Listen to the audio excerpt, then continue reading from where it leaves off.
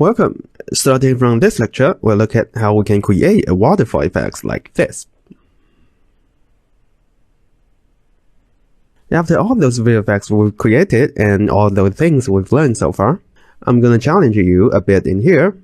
So now your task is to create these effects by yourself. Just by looking at it, can you tell what are some possible elements that you might need? I'm gonna pause here for a few seconds, think about that. You don't have to be correct in here, but with the thinking process ahead, this will make your learning journey much more valuable. Alright, now hopefully you already have some answers, and I'm gonna break down this effect and let's take a look how it can be made. Alright, first thing, let's take a look at this main part. So this is made with a waterfall mesh. And for this pattern that you are seeing right here, this is actually a texture. So for this main part, there's nothing fancy about it. We are just scrolling a texture on this mesh. And also, we have these forms. This is something that you probably won't notice the first time you look at it, but you'll surely notice it if it's missing. And to make this is actually quite simple. In here, I simply use our caustic texture and use the same technique, scroll this texture on this mesh. This is how we can get this form. And as for the following water, so this is something that's made using our liquid master. So the same one that we use to create our main raindrops, but with different normal maps and textures. And the final element here, so these splashes, so this is actually some smoke flicker texture, and this is done through sub-UV animation. And that's pretty much it. These are the things that we've already used in our previous VFX. You are already pretty familiar with them. And now let's take a look at how we can make this. Go back to my project. First, let's get hold of the textures we need. In the resources dropdown of this lecture, you should be able to find the zip file, download it, and extract it. I've already done that in here, so I'm going to directly copy and paste this waterfall textures into my content browser. So copy it, go inside of my Niagara VFX, and inside of the content folder, I'm going to press Ctrl+V in here. Then I'm going to close this window and double click to open this folder. So you can see these are the textures that we need to use later. Then I'm going to go back to my Niagara folder, and inside of this custom Niagara module, I'm going to create another folder. I'm going to call this waterfall. Then I'm going to move those three textures to this folder. So go back to it and click this drop down, select three of them, drag them to this waterfall folder, and select move here. Then right mouse button click my content folder, fix up redirectors, and select this empty folder, click delete. And I'm going to go back to my waterfall folder. So this is the main texture that we're going to use later. And in order for this texture to work, we'll need to create a mesh for it. And judging by the shape of this texture, we can simply just use a plane in here. So let's hover over to Blender and make the mesh we need. Alright, here I am inside of Blender. This is the last mesh that we created for our projectile. I'm going to press H to hide it. Then I'm going to press Shift A to add. Then this time I'm going to select plane. And the first thing that I want to do, I'm going to rotate this plane 90 degrees. So I'm going to press R, then press X to lock the rotation on the X-axis, then type in 90. And now this plane is facing the Y negative. So this is exactly what I need. Alright, next thing, I'm going to increase its size. So press S, then press X to scale this plane on the X-axis to something like this. I think 3.8 might do in here. We can always come back to Blender to adjust its size. And next thing, I like to make it taller. So press S, then press Z. I'm going to scale this plane on the Z-axis. Since we'll be putting this mesh inside of our demo room, I'm not going to create a giant waterfall in here. But you can go for that if there's something you want. So I think a height of 6 meters is probably enough. Our mannequin is about 2 meters tall, about 1/3 of this waterfall. Alright, next thing, I'm going to give it the waterfall shape. So first, I'm going to go inside of my edit mode. Then I'm going to press Ctrl+R to add a lookup. Then left mouse button click. And I'm going to move this lookup to the top, somewhere near here. Then left mouse button click to confirm. And next thing, I'm going to rotate this face. So press 3 on my keyboard, select this face, then press R and press X to lock the rotation on the X-axis. So the number here, it needs to be a negative value. So I'm going to type in negative 90 degrees until I have something like this. Now the angle of this part is off. I'm going to adjust that. I'm going to press 3 on my keyboard to go into face mode, then I'm going to select this face, then press G, press Y to lock the movement on the Y-axis. Then I'm going to move this face to somewhere near here. Yeah, something like that. It doesn't have to be very accurate. And next thing, I'm going to give it the waterfall curve. So press 2 to go into the edge mode.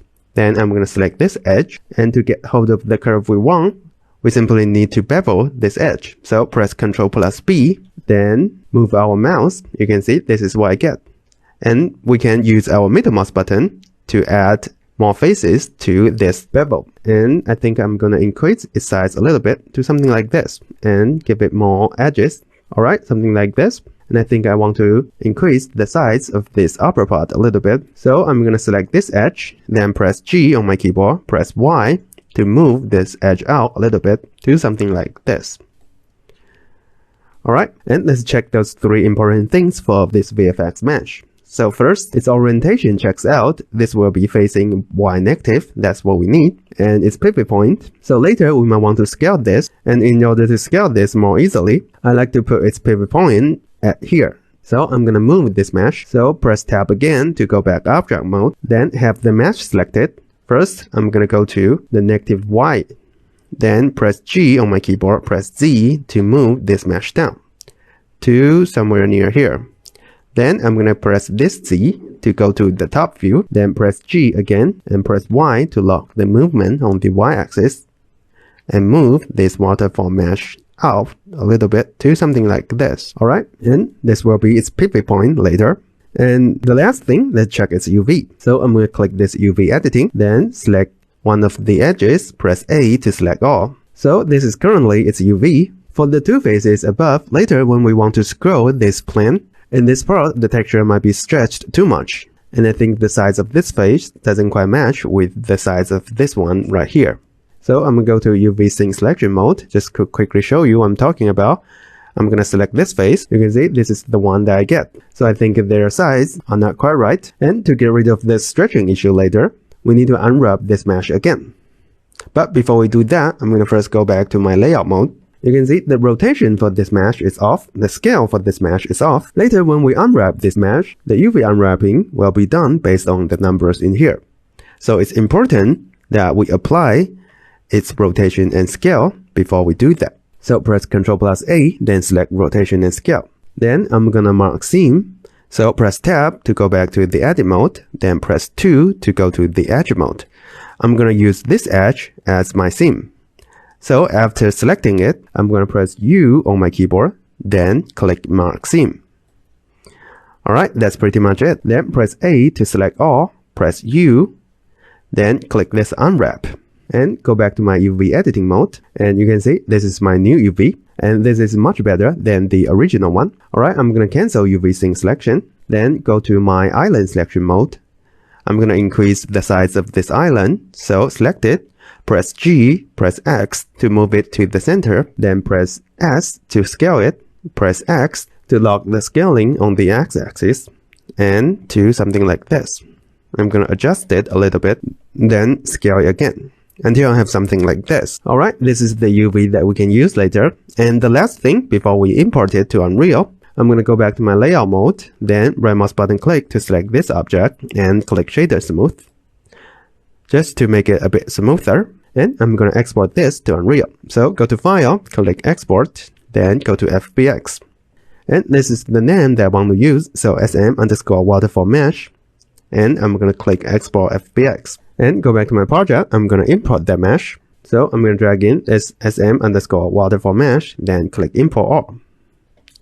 And close this window. Alright, I'm going to create a new room for it. So go back to my demo room. This is our first room for index 0. This is our second room. I'm going to click this add button to add the third one. And this, I'm going to call it waterfall effects. And for its length, I'm going to decrease it down to 1. This is all we need. And for its height, I'm going to increase it to something like 13. Yeah, something like this. Then I'm going to drag in this mesh and move it up. And this is our waterfall mesh.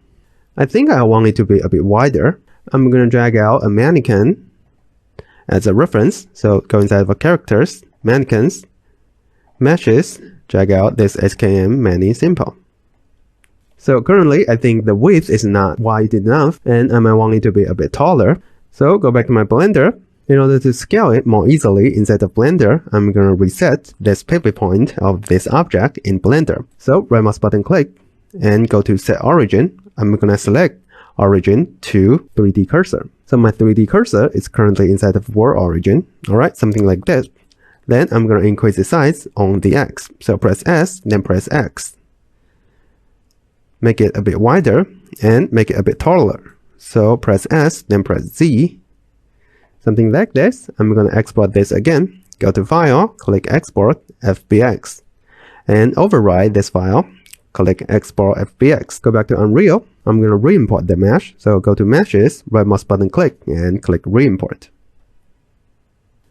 Alright, something like this. I'm going to move this mesh a little bit up and move it to the side a little bit. I think there's something that we can use later. So this is the mesh that I just created in Blender, and I highly recommend you to try this out for yourself. And don't worry if you run into any issues or it just doesn't work. This is something that you can always start all over again, and you can find the one that I made in the resources dropdown. Alright, time to create your own waterfall mesh, and I'll see you in the next lecture.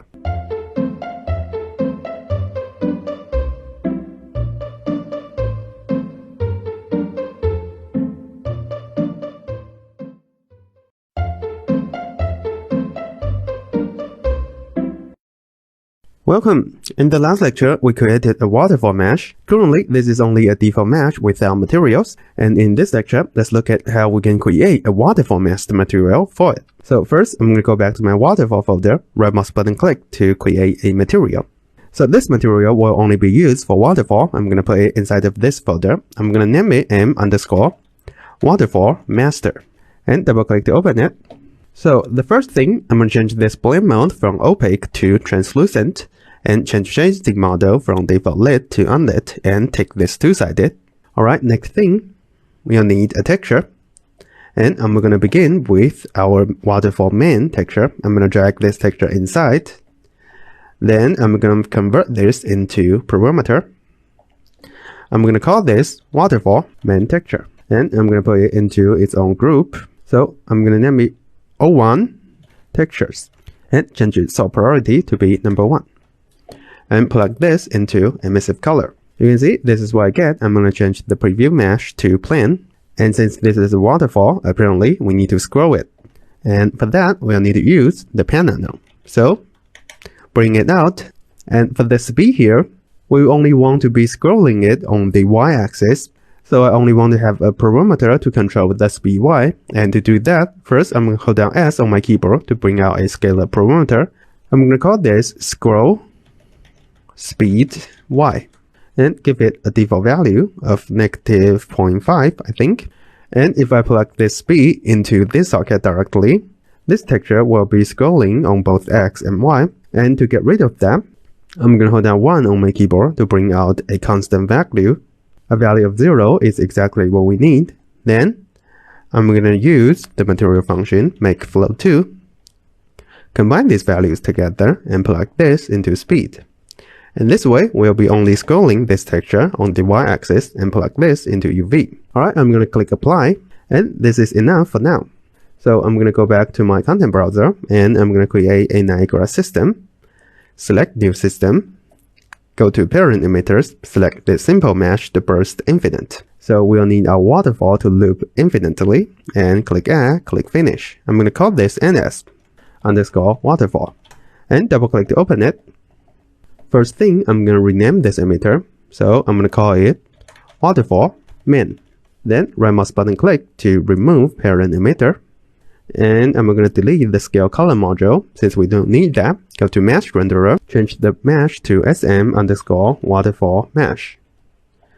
And change the material here as well. So click this add button. And for this material, I'm going to assign it a material instance. So I'm going to right mouse button click my waterfall master, create a material instance. Then fix its naming convention. I'm going to change its main name in here. I'm going to name it main waterfall and click OK. Alright, I'm going to go back to my Niagara system, select this material instance, assign it in here. And you can see this is what I get. I'm going to rotate my viewport a little bit. Next, I'm going to drag this Niagara system to my level. So go back to it. I'm going to first delete this mesh, then drag out this Niagara system, lift it up a little bit, and maybe a little bit more, and push it to the wall. So something like this. Maybe push it down a little bit. And currently, I think the height of my room is too high. I'm going to lower its height down. So select it and go to the height here. I'm going to lower it down to 11. I think that's more than enough. Alright, something like that. And I'm sure you can notice the issue. So the first issue that we need to solve, the edge of our plan is too obvious. And in order to hide it, we need to use a mask. So go back to my waterfall master. And to hide the edge is fairly simple. We can just use the node generate band again. And I'm going to right mouse button click to preview it. So you can see this is what I get. And currently the direction is wrong. So I only want white values in the middle and black values at two sides. And in order to do that, we can plug something into this direction switch. So right mouse button click to bring out a bool. This one, it only needs to be a static bool. I'm going to take it and plug this into here. And now you can see this is what I get.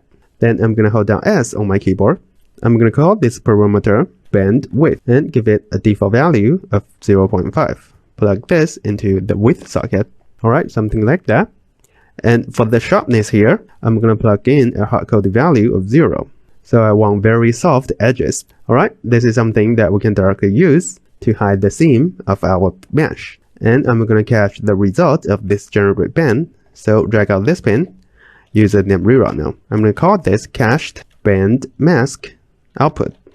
Alright, I'm going to use that name reroute now and plug that into the opacity socket. Then right mouse button click to start previewing this now. And you can see this is what I get. We're hiding the seam of the edge. I'm going to click apply and go back to my level. Alright, and the next thing that I want to do. So currently you can see this mesh is intersecting with our demo room. So with an opaque object. And I want to hide this seam as well. And to do that, we'll need to use the node depth fade again. So I'm going to bring out the node depth fade. And for the fade distance, I'm going to lower its value down to 50. And I'm going to plug this mask output into opacity and plug this into opacity and click apply. And now you can see this seam here, it gets a bit better. Alright, and the last thing that I want to add, I want to have direct control inside of the material instance over the opacity value. Currently, I think this waterfall is not transparent enough. And to do that, we can go back to our master material and hold down S to bring out another parameter. I'm going to call this opacity strength and give it a default value of 1. And I'm going to move this parameter to here. Then use a multiply node. Plug this into A, plug this into B, and plug this into opacity socket. Then click apply. Go back to my material instance again. Now if I want more transparency, I can just lower down this value to something like 0.5. And you can see this is what I get. Or maybe 0.4. Alright, I think this is close enough. And the last thing that I want to do, I'm going to organize these parameters. So go back to my master material. For this opacity strength, I'm going to put it into its own group. So it will be O2, waterfall settings, and give it a sort priority of 1. And next, I'm going to go to this bandwidth. So this is the value that we're using to hide the seam of this mesh. I'm going to put it into this group as well, change its sort priority to be number 2. And this scroll speed Y, put it into the same group, change its sort priority to be number 3. And click apply. Alright, go back to my level, open my material instance, and that's pretty much it. And these are all the basic settings that we need so far for our main waterfall. So these are the nodes that I've used so far for my waterfall master. You can see there are only 3 parts. The main texture part, we are scrolling it using panner and a parameter. And this part, we are using a band to hide the seam of the plan. And this part, we are manipulating the opacity value and creating parameters to control it. Alright, time to set up your own waterfall master, and I'll see you in the next lecture.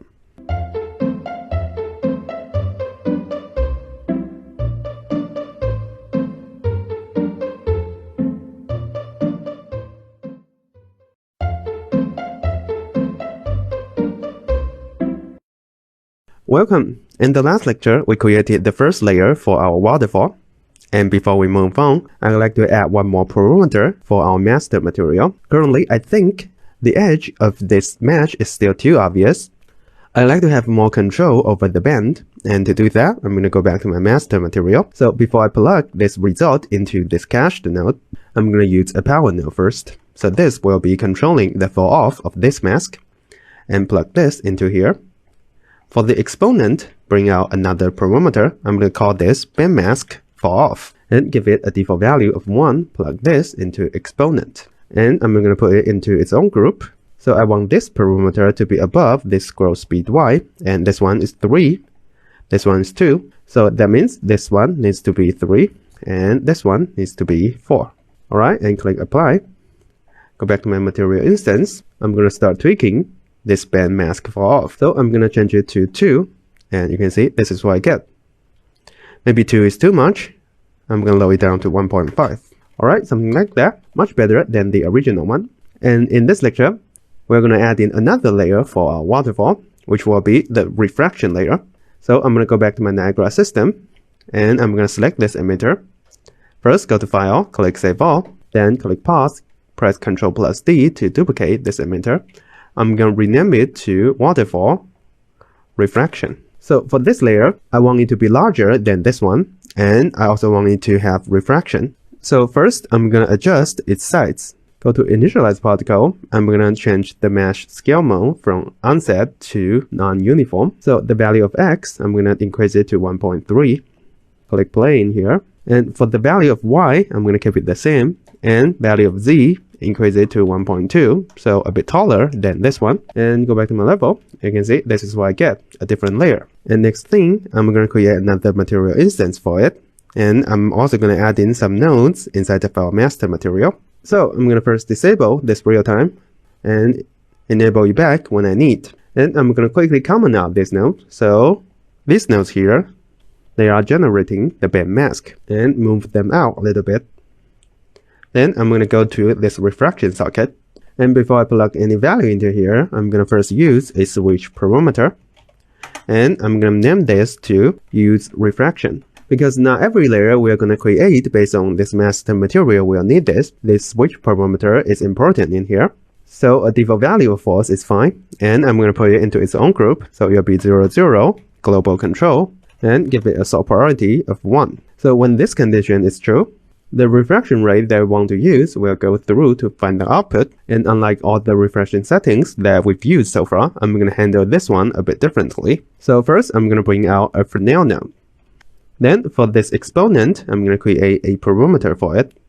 So hold down S on my keyboard, and I'm going to call this Fresnel exponent. And I'm going to give it a default value of 4 in here, and plug this into exponent. And next, we'll need a normal map. So technically, a normal map specifically made for this texture would work the best. Since we don't have it now, I'm going to stick with the normal map that we use for our raindrops. So I'm going to go back to my rain effects folder, and I'm going to drag in this t_noise normal 8. Put it in here.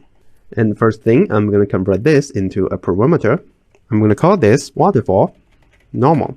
And I'm going to cache this RGB output. So I'm going to move this node to here and organize my graph a little bit. So drag out this pin, use a name reroute node. I'm going to call it cached waterfall normal output, and put it into its own group. So it should be 01 textures. Change its sort priority to be number 2. And in here, I'm going to use that name reroute node. So plug this into the normal socket. Now we should have the Fresnel mask we need. And I'm going to use this mask to lerp between 2 refraction rate. So plug this into alpha. For the value inside of socket A, hold down S on my keyboard. I'm going to call this mean refraction and give it a default value of 1.33. Then I'm going to duplicate this parameter, and I'm going to rename this to max refraction. And I'm going to give it a value of 1.8. And I'm going to tweak these 2 values inside of my material instance later. So plug this into socket B, plug this into socket A. Alright, these will be our refraction rate for this refraction layer. And before I plug this into the true socket, in case you forget, every time when we use the refraction, we'll need to hide the seam using a mask. So I'm going to use another lerp node, plug this into socket B. for the value inside of socket A, give it a value of 1. And the alpha socket here, this would need to be our mask. Well, that can easily be our band mask. So I'm going to use this cached band mask output, plug this into alpha, and these will be the nodes for refraction that we need. Alright, I'm going to plug this into true socket. So when the condition is true, all of these nodes will go through to the final output, and when it's false, a value of 1 will go through to the false socket, so no light bending at all. Alright, I'm going to plug this into refraction, and I'm going to organize these parameters. So this user refraction is already in its own group. I'm going to go to this Fresnel exponent. So this time it should be 03 refraction settings, and change its priority to be 1. And for this mean refraction, put it into its own group, change its priority to be 2. This max refraction, same group, change it to 3. Alright, I'm going to quickly comment these nodes. So this will be refraction layer for waterfall. And since we are manipulating the refraction rate, we'll also need to provide this normal socket some input. And there will easily be our cached waterfall normal output. So plug this into normal socket. And I'm going to organize my graph. Then go back to my content browser. I'm going to create another material instance.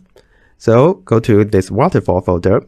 Right mouse button click, create another material instance, and fix its naming convention. So for the main name for this one, I'm going to rename it to refraction waterfall, and click OK. Alright, double click to open it. So I'm going to take use refraction, and you can see this is what I get. And I forgot to do one thing, that is, I also need to scroll this normal map in order for it to match with this main texture. So I'm going to quickly fix that. Go back to my waterfall master. Go to where the normal map is located. So whatever value that we are plugging into this UV socket needs to be plugged into here as well. And for that reason, I'm going to cache this value as well. So drag these nodes to here, use a name rerun node. I'm going to call this one cached panel output, and use the cached node in here. So plug it into UV socket, and plug this one into the UV socket as well. Alright, click apply, go back to my refraction waterfall. You can see now I'm having some refraction rate for this refraction layer. Alright, I'm going to adjust some of its properties. So opacity strength, give it a value of 0.6, I think. Alright, something like that. And for this band mask fall off, increase it to 1.6 maybe. Or maybe 1.4. Alright, something like that. Then go back to my Niagara system. I'm going to assign this layer the material instance that we just created. So it'll be mi underscore refraction waterfall. Assign it in here. Alright, go back to my level. So currently I think it's still not very obvious. I'm going to keep tweaking its value and adjust its speed so that it won't be the exact same as this base layer. So go back to this material instance. For this growth speed y, I'm going to try -1. And for now exponent, change it to 5. Max refraction, increase it to 2. And go see what this looks like. Alright, this is too fast. I'm going to lower it down a bit. So maybe -0.6. And keep lowering down its opacity strength to something like 0.3. And immediately, I think this is looking much better. And there's one more control that I like to have. So I like to control the tiling of this texture just to offer it a bit more randomness. So go back to my master material. And to do that, we'll need to manipulate the data that's going into this coordinate socket. So right mouse button click, bring out the texture coordinate node, and use a multiply node in here. Hold down S on my keyboard. So this one, I'm going to call it tiling. Give it a default value of 1. And plug this into socket B. Plug this into coordinate socket. Alright, I'm going to put this into its own group. So it should be waterfall settings. And for this growth speed y, it's sort priority 4. This one should be 5. Alright, and click apply. Now go back to this refraction waterfall. I'm going to control its tiling. So first, I'm going to try lowering down this value to something like 0.8. Alright, something like that. A bit more random variation for this layer. And currently I think it's still moving too fast, so I'm going to lowering down to something like -0.3 or -0.4. Alright, something like that. And just like that. Now we have another layer for our waterfall, and it adds some really interesting details to this VFX. So these are the nodes that I've used so far for my master material. These are all something that we've done already inside of our rain effects. So if you don't remember what the Fresnel node is doing, you can refer back to the lectures for help. And same thing goes for this lerp node. If you don't know why I'm lerping between a value of 1 and the actual refraction rate, you can refer back to the rain effects for help as well. And these are all the parameters that I have so far for this material instance. So feel free to take a reference of these if you need. And it's time to create your own refraction layer. I'll see you in the next lecture.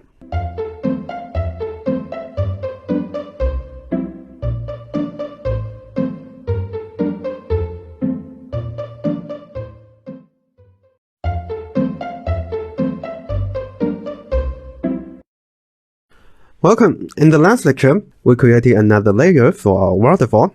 And right now, we are already having something interesting. And in this lecture, let's look at how we can add in more layers to it. So the next layer that I like to add will be the caustics layer. I'm going to use that to fake the form for this waterfall. And in order to do that, we'll keep modifying our waterfall master. So I'm going to double click to open it. First thing, I'm going to organize my graph. So I'm going to disconnect this pin, given the amount of nodes that we need to use later. I'm going to drag out these two nodes, and I'm going to organize these nodes. And I'm going to comment them. So these ones, we are doing tiling control and panel control. I'm going to move these nodes up and move these down. And for these three, so this is the normal map. Alright, and for the main texture, in order for the caustics layer to work, we need to add in some extra settings. Let me just show you what that is. So I'm going to go back to my content browser. You can see I'm already inside of my noise folder, the caustics folder. So I'm going to open this t_caustics_2. I'm going to take this compress without alpha. So you can see this is what we have. And later when we use this texture, we'll only want these white parts and we don't want these black parts. That means we need to use the value stored inside of this texture itself as the mask to plug into the opacity socket. And we'll need some extra parameters to control the brightness of this texture. Otherwise, it might be too dark later. Alright, let's look at how we can set this up. So go back to my master material. First thing, I'm going to bring out a switch parameter. So for this one, I'm going to call it use R channel as mask. So when this is true, the red channel will go through to the final output. And when this is false, a value of 1 will go through to the final output. So for this main waterfall texture, we are using the band as its mask. So I'm going to plug this into false and move these nodes down. I'm going to cache the output of this. So use a name reroute node. I'm going to call it cached main texture opacity output. Alright, first thing, I'm going to use this name reroute node. So go to this opacity socket and bring the name reroute node out. I think the colors of these two are too close to each other, so I'm going to alter its color a little bit to something like this. Alright, and use a multiply node to combine them together. So plug this into A, plug this into B, plug this into opacity, and keep organizing my graph. And before I forget, I'm going to put this parameter into its own group, so it'll be under global control. So priority, give it a number of 2. And a default value of false is fine in here. And for this RGB. So there are two more parameters that I like to add. So the first one would be a vector parameter. I'm going to hold down V on my keyboard to bring out 1. I'm going to use this one to tint the main texture. So later for our main waterfall, we might want to tint it a little bit. I'm going to call this tint and give it a value of 1 for each of these channels. Alright, move these nodes down. And use a multiply node. So plug this into B socket and plug this into A socket. Then before we plug this into the emissive color, I'm going to use another multiply node. So this one, I'm going to use another parameter to control its brightness, or you can call it color strength. I'm going to name it brightness in here and give it a default value of 1 as well. And plug this into socket A. Alright, I'm going to organize these two parameters. So for this tint, put it into the waterfall settings. For its sort priority, I want it to be under this tiling, so this one should be number 6. And this brightness, put it into the group as well. Change its sort priority to be 7. Alright, and the final output of this, I'm going to cache it. And I'm going to call it cached main texture RGB output. Alright, and use this name reroute node. Plug this into the emissive color socket. I'm going to quickly organize my graph. So this tiling and panel control, move it up. And for these nodes, what we are doing is the main texture with caustics support. After these settings, this parameter can be used for a caustic texture. Alright, I'm going to click apply and go back to my waterfall folder, create another material instance from this master material.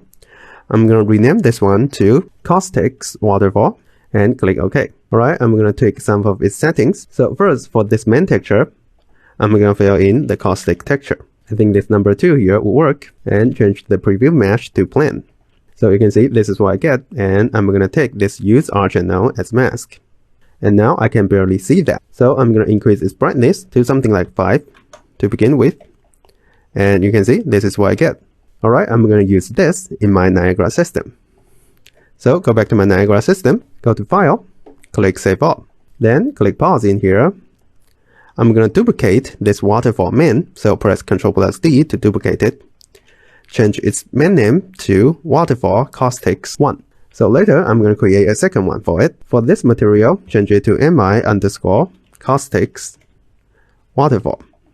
I'm going to first isolate this emitter, click play in here, and you can see this is what I get. Alright, I'm going to take its value inside of our level. I think I might want this to move a bit faster. Alright, disable this isolation. And go to this caustics. I'm going to increase the brightness to something like 6 maybe. Then I'm going to change its speed Y. Currently, it's moving exactly the same speed as our waterfall base. So I'm going to first change it to -1 first. And you can see this is our caustics pattern. I think I'm going to lower it down to 0.7. Alright, I'm also going to change its styling. So I'm going to try a value of 1.5 in here. And maybe move a little bit faster to -0.8. Or maybe -1 here is fine. Alright, something like that. Maybe 1.5 or 1.2. I think I'm having the result I want. And go back to my Niagara system. I'm going to duplicate this emitter. So go to File, click Save All. And select it, press Ctrl+D to duplicate it. So for this one, I'm going to name it Waterfall Caustics 2. And click Pause in here. So for its material, since I didn't use dynamic parameter, I'll need a new material instance for it. And I can also swap out the texture in there. I'm going to duplicate this caustics waterfall and change its suffix to 2. Alright, inside of it, I'm going to change the texture. So I'm going to change it to this caustics noise_1. I've only made 2. Maybe in your case, you have more. Alright, for this one, I'm going to lower down its styling to something like 0.8. Speed, lower it down to -0.6. And in the material here, I'm going to assign the material instance. And you can see this is the one I get. Go back to my level. I think the brightness is too high for this one. I'm going to lower it down a bit. So instead of a value of 6, I'm going to lower it down to 2 maybe. Alright, something like that. Maybe it needs to move a bit faster. So maybe -0.8. Yeah, I think it's pretty close to what I want. Just a little bit more variation for this VFX. Alright, and next thing, I'm going to tint this waterfall a little bit. So go back to this main waterfall. For this tint here, I'm going to take it and I'm going to darken this a little bit. So to something like this. And move this color wheel a little bit. You can also try out different colors. Maybe you'd want this to be more blue. This is something that you can get. But I think I want the original color. So I'm going to lower down the value just to make it a bit darker. And move this color wheel just a little bit. Alright, something like that. Click OK. And that's pretty much it. We can also come back to adjust their properties if we want. So these are the nodes that I use in order for this master material to support using caustic textures. After everything we've made so far, this shouldn't be too difficult for you to do. Alright, time to create your own caustic layer, and I'll see you in the next lecture.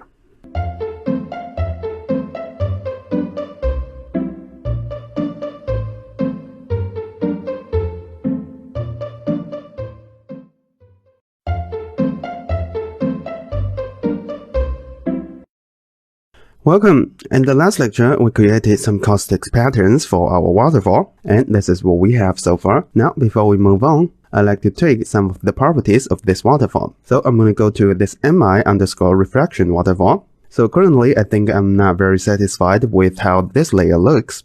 I'm going to adjust some of its properties. So first, I'm going to go to this opacity strength. Now, instead of a value of 0.3, I'm going to lower it down to 0.1. Alright, we can see this is what I get. And next thing, I'm going to increase this scroll speed Y. So I'm going to try a value of -0.6. And I think this looks much better. And I'm going to scroll down to this max refraction. Here, I'm going for some kind of dramatic look. So I'm going to increase this max refraction from 2 to something like 2.5. And you can see this is what I have. I think it looks much better than the original one. Alright, and in this lecture, I'm going to add in some falling water for this waterfall.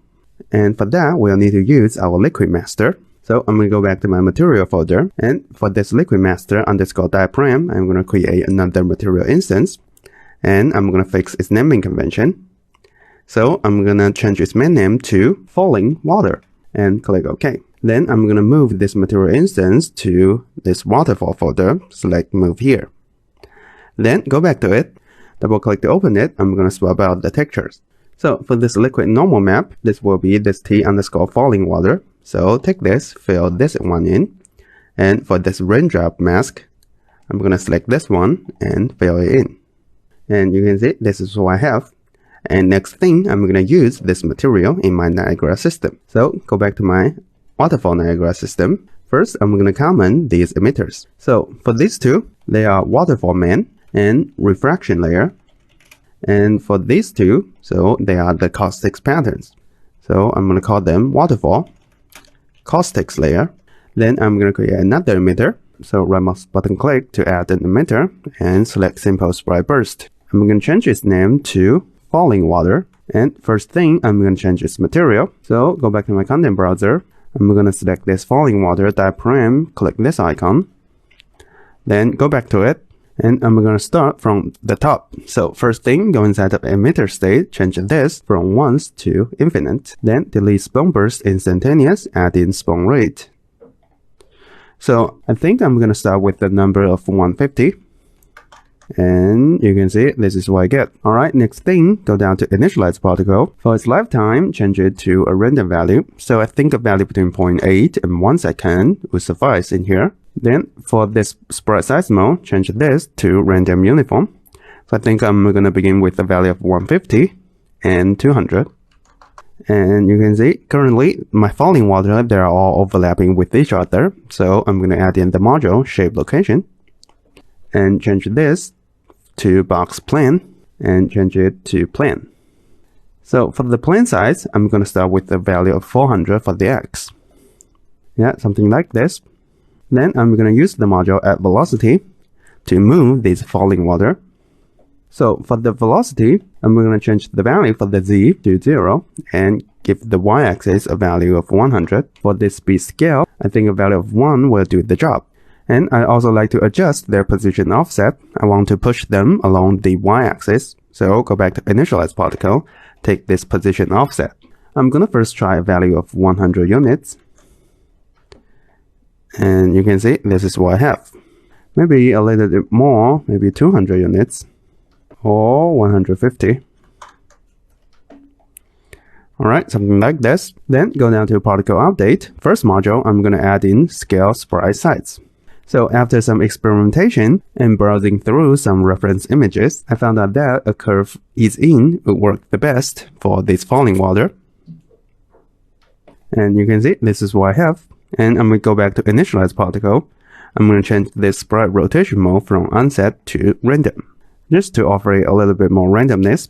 Then the key module for this effect is the module gravity force. So I'm going to bring it out and you can see this is what I have.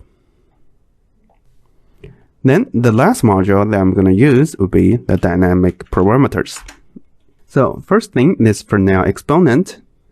Change this to a random value. So I think a value between 2 and 3 might be enough. And this for now strength, give it a random value. So a value between 1 and 0 might be enough. And lastly, this refraction rate, I'm going to give this a random value. So somewhere between 1.3 and 1.8 maybe. And I think I need to increase this Fresnel strength. So I'm going to try a value between 2 and 3. Alright, I'm going to preview this in my level. So go back to my level and you can see this is what I have. Currently, I think the size of this falling water is way too small. So I'm going to adjust that. Go back to my initialized particle. For this sprite size min, I'm going to increase it to something like 350. And sprite size max, increase it to 400. And you can see this is what I have. Right now, I think these falling water, they are still too dark. And to adjust that, we can go back to our dynamic parameters. Now, for this Fresnel exponent, I'm going to lower this minimum down to something like 0.5. And for this maximum, lower it down to something like 2. And you can see this is what I have. Or maybe something like 1. Or maybe 1.5. And you can see immediately it looks much better. Maybe the size of it is too large. I'm going to lower it down a bit. So go back to this initialized particle. So maybe a value between 200 and 300 would be enough. And for its color, I'm going to go back to this color mode. So I'm going to lower its alpha value down a bit. So instead of a value of 1, I'm going to lower it down to 0.5. And you can see this is what I have. And I'm going to click OK. Now I'm going to increase the value for this add velocity. So for the speed scale, I'm going to increase it to something like 3. And I'm also going to increase its lifetime. So maybe a value between 1.2 and 1.8. Or maybe 1.3. And for the minimum, I'm going to try a value of 1. Alright, something like that. And I think I want to lift these particles up a little bit. So if I go to the top, currently I think they don't align with this waterfall very well. So for the position offset, increase the value for the Y to something like 180. And the value for Z, give it a value of 50. Yeah, something like that. Maybe 50 is too much. Something like 30. And for the shape location, I think the plane size is not large enough. So go back to this shape location. For the value of X, I'm going to increase it to something like 600. Or maybe 500. And increase its spawn rate a little bit to something like 180. Alright, something like that. I'm going to keep tweaking its size. Currently, I think it's a bit too large, so go to this initialized particle, lower the size down to something like 150 and 250. And for the velocity module, maybe this speed scale is too much. So currently, if I look at this from this angle, these falling water, they are being pushed way too much. So I'm going to lower this down to something like 2. Yeah, something like that, looking much better. And that's pretty much it. We can always come back to adjust this later once we add in more elements. So this is the emitter that I just created thanks to our liquid master material. We can just use that for our falling water. And once we have the material ready, it's mainly about tweaking the values inside of this emitter in order for everything to look correct. So feel free to try out your own values, and I'll see you in the next lecture.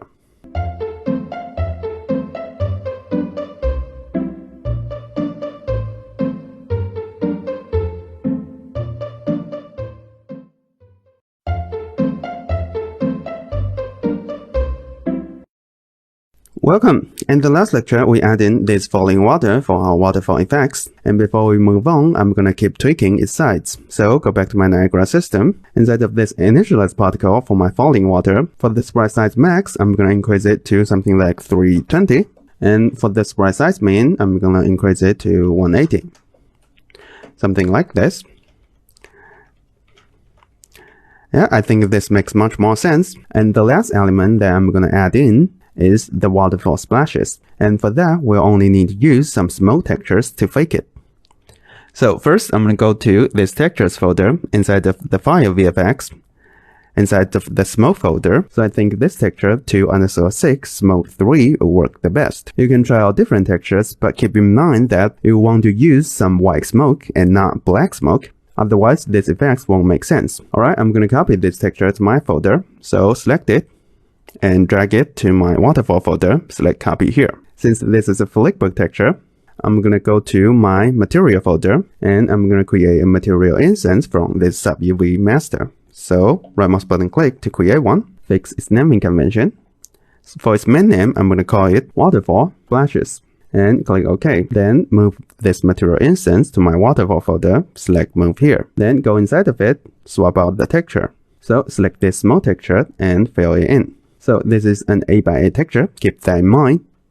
Alright, go back to my Niagara system. I'm going to add another emitter. So first, I'm going to comment this one. So this will be the falling water. And for the waterfall splashes, we'll need 2 emitters. So one emitter will be on the top, another emitter will be at the bottom. There are multiple ways to handle this. Another commonly used method is we can create a separate Niagara system and place it at the bottom of this VFX.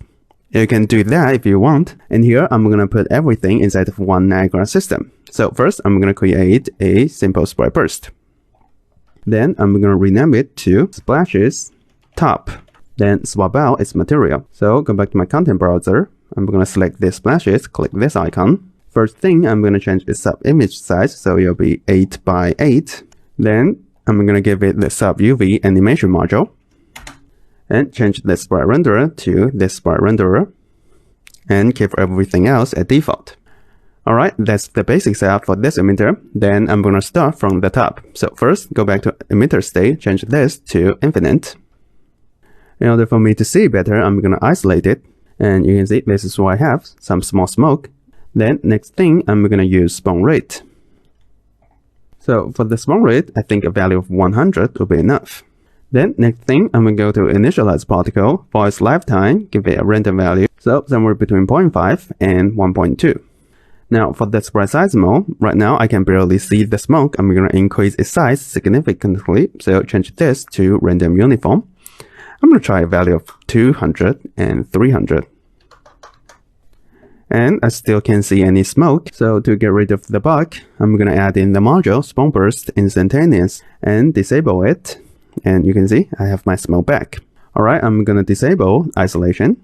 And you can see this is what I have. Alright, next thing, inside of initialize particle, I'm going to change its sprite rotation mode from onset to random. Then same as our falling water, I'm going to break its spawn location. So use the module shape location, change this to box plane, and change the mode to plane. For the value of X for the plane size, it can be the same as this falling water. So I'm going to go back to it and copy this value, paste it to here. And you can see this is what I have. Already, we're getting somewhere. And same as our falling water, we'll need to use the module at velocity. So I'm gonna bring out the module and change the value for the Z to be 0. For the Y, give it a default value of 50. And for the speed scale, give it a value of 2. And you can see this is what I have. So maybe 2 isn't quite enough. I'm gonna try 3 in here. Alright, something like that. Then next thing, I'm going to use the module scale sprite size. So in order for it to look correct, we can use the same curve is in. And already this is getting much better. Alright, I'm going to preview this in my level. So you can see this is what I currently have. Right now, I think the alpha value for this smoke is too high and the lifetime is too short. So I'm going to adjust that. Go back to initialize particle. For its lifetime mean, increase it to something like 1. Lifetime max, increase it to 1.5. Then for this color, lower its alpha down to something like 0.2. And you can see this is what I get. Then go down to this at velocity. I'm going to increase this speed scale to something like 5. And I think it needs some position offset. So go to initialize particle. For the Z value, I'm going to first try a value of 30. Or maybe 50. And the value of Y, give it a default value of 50 as well. And now I think the lifetime of this is too long. So maybe lower it down to 0.8 and 1.3. And you can see this is what I have. I think the alpha value is still too high, so I'm gonna lower it down to something like 0.1. And I think I'm gonna give it the module gravity force, because right now this still feels like smoke. So I'm gonna use the module gravity force, and I'm gonna isolate this emitter. And you can see this is what I have. So maybe I'm gonna lower this down to something like negative 500. And disable isolation. Alright, something like that. Maybe I want to increase its size a little bit. So for this sprite size min, change this to 350. Sprite size max, change this to 500. Or maybe 400. Yeah, I think this is looking a bit more natural. I'm gonna isolate this emitter. So maybe decrease its lifetime a little bit to something like 1.1. And preview this again. Alright, I think that's pretty much it for the splashes on the top. And next thing, I'm gonna add in the splashes at the bottom. And for that, we only need to use the same emitter. So go back to my Niagara system. I'm gonna click pause in here, go to File, click Save All. Then I'm gonna select this emitter, then press Ctrl+D to duplicate it. I'm gonna change this one to splashes bottom. And first thing, I'm going to delete this gravity force. We don't need that anymore. Then I'm going to click play. I'm going to adjust its position offset. So for the value of z, I'm going to first try a value of negative 500. And I'm going to preview this in my level. So 500 is still not enough. I'm going to try negative 600. Or maybe negative 650. Alright, something like that. And I want to push these splashes out. So for the y value, I'm going to try a value of 100, maybe 200. Alright, something like that. Once I have the position offset correct, I'm not going to touch the shape location. Instead, I'm going to change this at velocity. So give it a value of 50 for the z. And preview this in my level. So for the velocity speed scale, lower it down to 1. Maybe to 2. And I think the position offset for the y is still not quite enough. If I go to the side of it, it's still not aligning with this waterfall correctly. So I'm going to try maybe 250.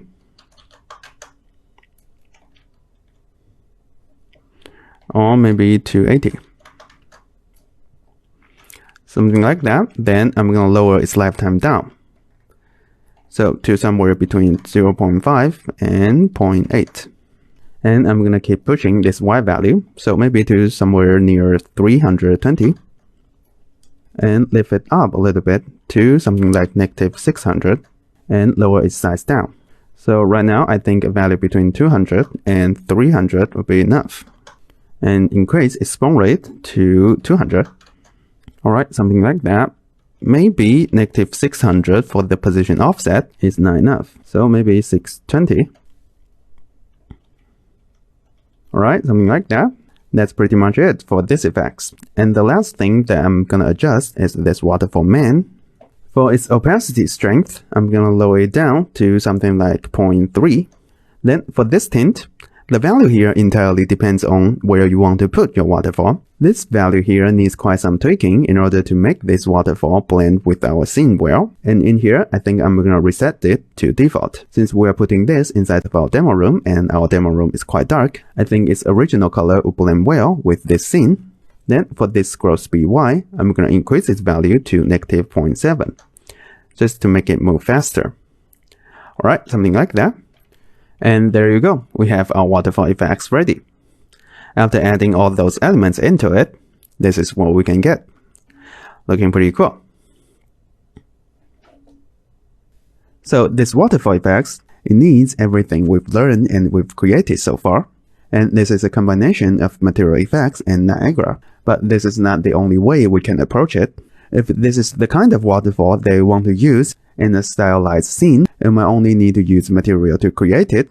So you only need to scroll the texture and use another plane at the bottom to fake the ripples of the waterfall.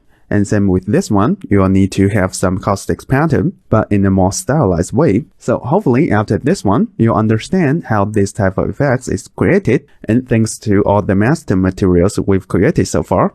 You can pretty much take this to any direction that you like. So feel free to experiment more, try out your own ideas, and see where they will lead you. So these are the two emitters that I just created, and there's really nothing fancy about them. It's just some simple sub-UV animation with a small texture. The tricky part here is taking the values in order for these two emitters to look correct inside of these effects. Other than that, everything else should be pretty straightforward. Alright, time to create your own splashes, and I'll see you in the next lecture.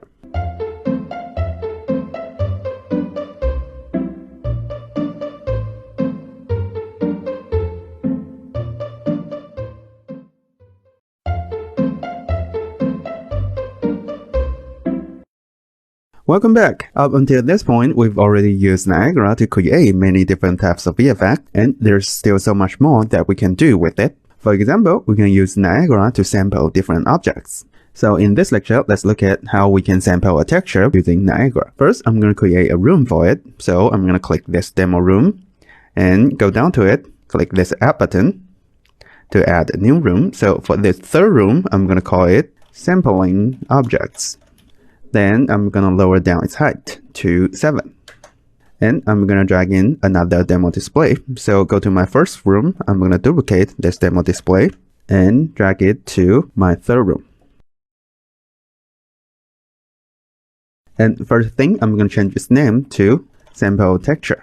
And then I'm going to create another folder for the Niagara system I need. So for this folder, I'm going to call it sample texture and double click to open it. Create a new Niagara system, click next, and choose Simple Sprite Burst. Click add, click finish. And I'm going to rename this to ns_sample texture.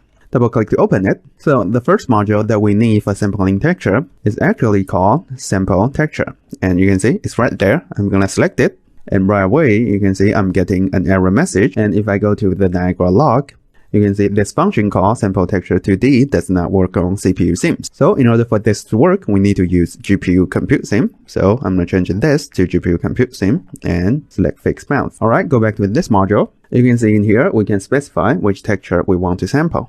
So I'm going to go back to my content browser and go to my textures folder, go to Infinity VFX texture, and under the damage folder, I think the crack texture will work the best in here. So I'm going to select this T_cracks fiery and click this button to select it. And after that, you can see we still cannot see anything.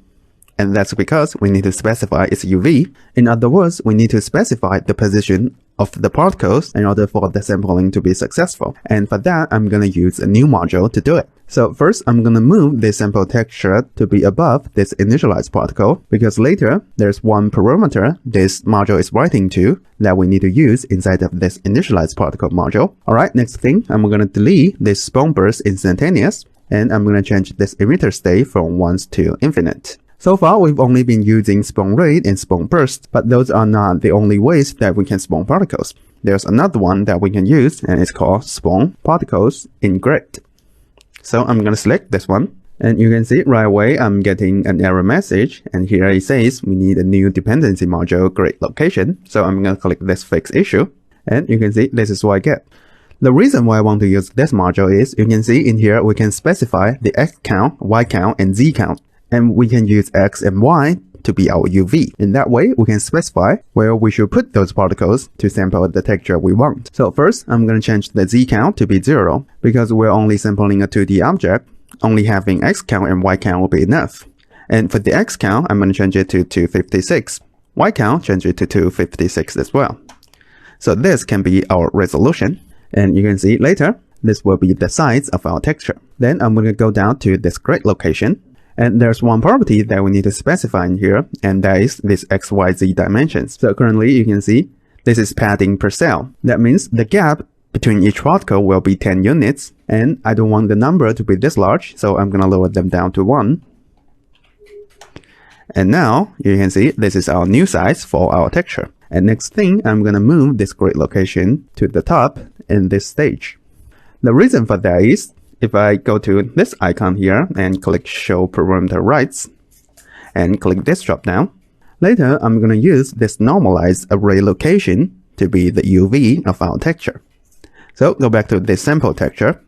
Now we have our UV ready, we just need to know how to use it. So for the UV here, this is a vector 2, First, I'm going to click this drop down and type in make vector 2D.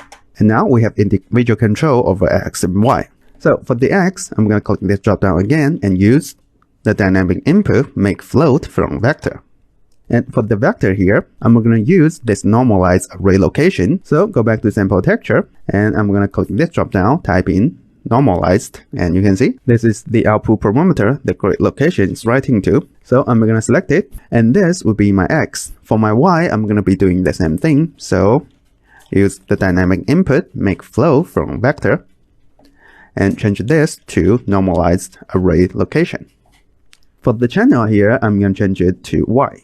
And that's it. That's the setup for the UV. And we still cannot see our texture. That's because there are a few more properties that we need to set. So go down to initialize particle. For the color mode here, instead of using this default white color, I'm going to use one of the parameter this sample texture is writing to. So if I click this drop down, there's an output parameter that we can use. It's called sampled color. So this is the color from our texture. I'm going to go down to this initialize particle and change it to sampled color. And now you can see we are indeed pulling the color information from the texture, but we still cannot see the texture we want. The reason for that is the position mode in here. So whatever we are doing in here is overriding the spawn particles in grid. And surely that's not something we want because we rely on this module to be the UV of the texture. So instead of simulation position, I'm going to change this to unset. And now you can see this is what I get. Already we are seeing something. And the last thing, I'm going to lower down this sprite size mode. So lower it down to 1. And there you go. We have our texture.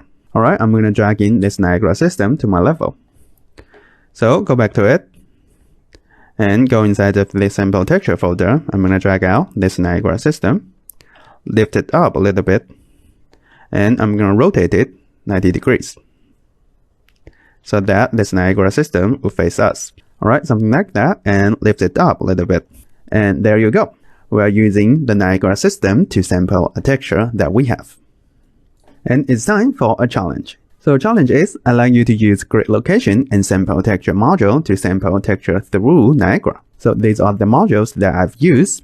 We're spawning particles in grid and using the parameters inside of the grid location to be the UV of this module, sample texture. And in order to see the texture, we also need to use the parameter this module is writing to, sample texture, sampled color to be the color of the particles. And don't forget to change the position to be unset. Otherwise, the position data here will be overriding this spawn particles in grid. And once you succeed, try to see if you can add forces to this VFX.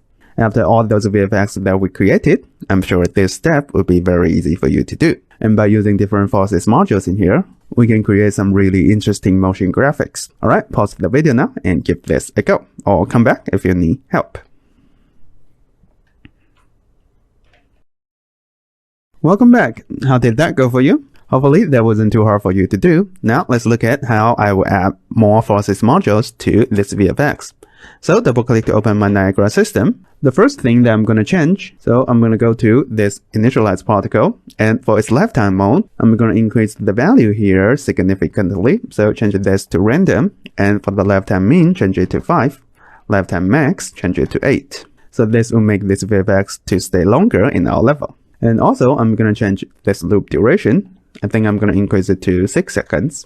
Alright, next thing, I'm going to start with this particle update. So first thing, I'm going to use the module acceleration force. So I want these particles to slowly move in my level. So for this vector here, I'm going to use a dynamic input, multiply a vector by float, and give a value of 50 to the x here. For the float, I'm going to use this to scale this force. So I'm going to change this to a curve and change the curve to be this one. So we'll have these particles slowly moving in our level. Alright, next thing, I'm going to add in the module curl noise force. For the noise strength in here, I'm going to change this to multiply float. So value A here will be the noise strength. I think I'm going to give a value of 100. Value B here, I'm going to change this to a curve and use this curve to scale this module. So change this to flow from curve and use the same curve as well. And you can see this is what I get. Looking pretty cool. And the last module that I'm going to add will be scale sprite size. And I'm going to use this curve, so I'll be slowly scaling down these particles. Alright, just like that. Now go back to my level. And you can see this is what I have. And by using this app, we can create some really interesting motion graphics. Note that this is only a firecrack texture. You can change this to any texture that you like. And to quickly do that, we can go back to our Niagara system. For this simple texture, we can change this to a user parameter. So I'm going to click this icon in here and type in user. And go back to my level, click this Niagara system and scroll up. You can see under the drop-down user parameters here, we can specify which texture we want. Alright, I'm going to try out different textures in here. So I'm going to go back to this Infinity VFX textures. Go inside of the fire folder. So this time I'm going to try this T_fire blast tile and see what this will look like. So after selecting it, click this icon and you can see this is what I have. Not really ideal comparing to the firecracks texture. Maybe this fire ring, I'm going to fill it in. Alright, looking much better. Or even this one, T_fire trail.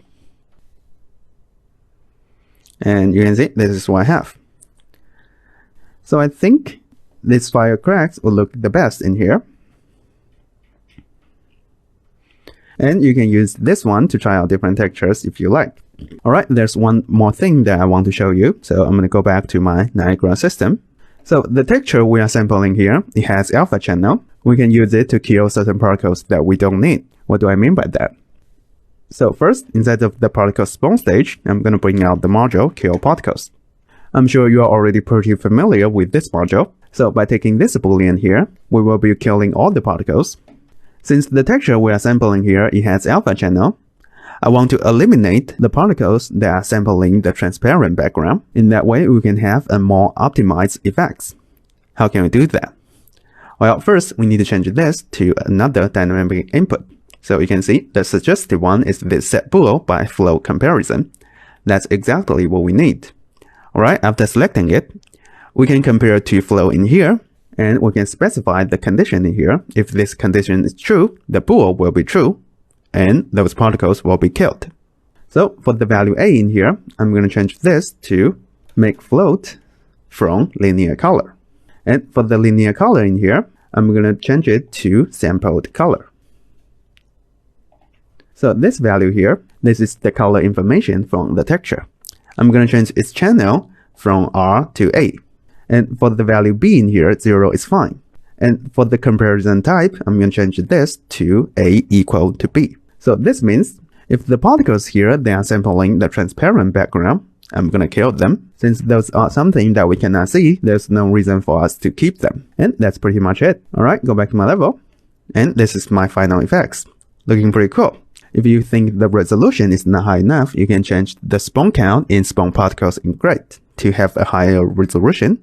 And you can try out different forces modules to see what else you can create. So these are my final modules. And this is the one that I just added to this emitter. Feel free to take a reference of this if you need. And I'll see you in the next lecture.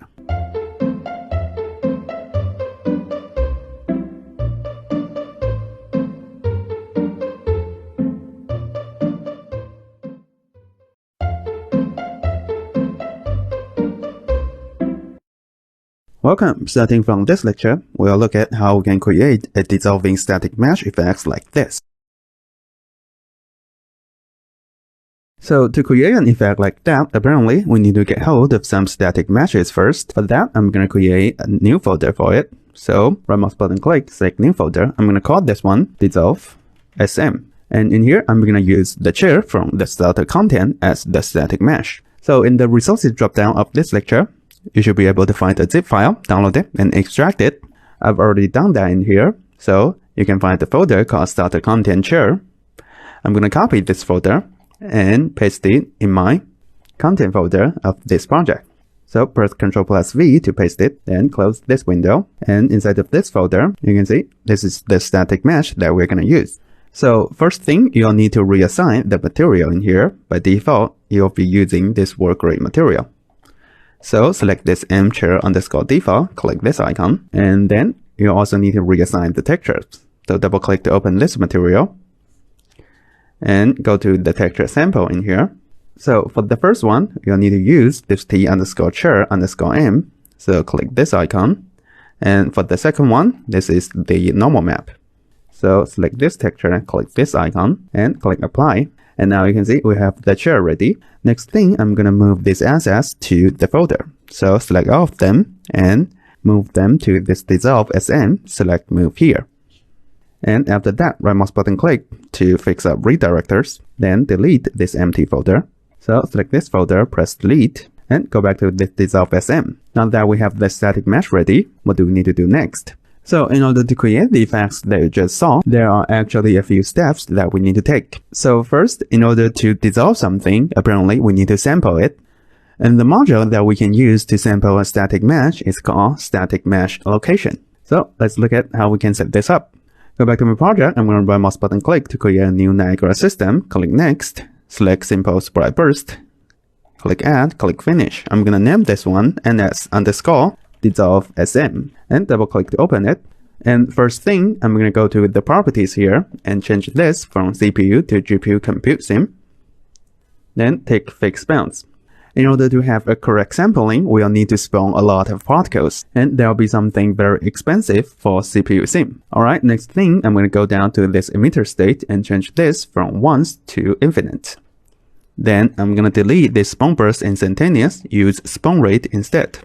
Now, for the number in here, the higher the value is, the better the quality will be. So first, I'm going to try a value of 20,000 to begin with. Then I'm going to go down to initialize particle and lower its size down to 2.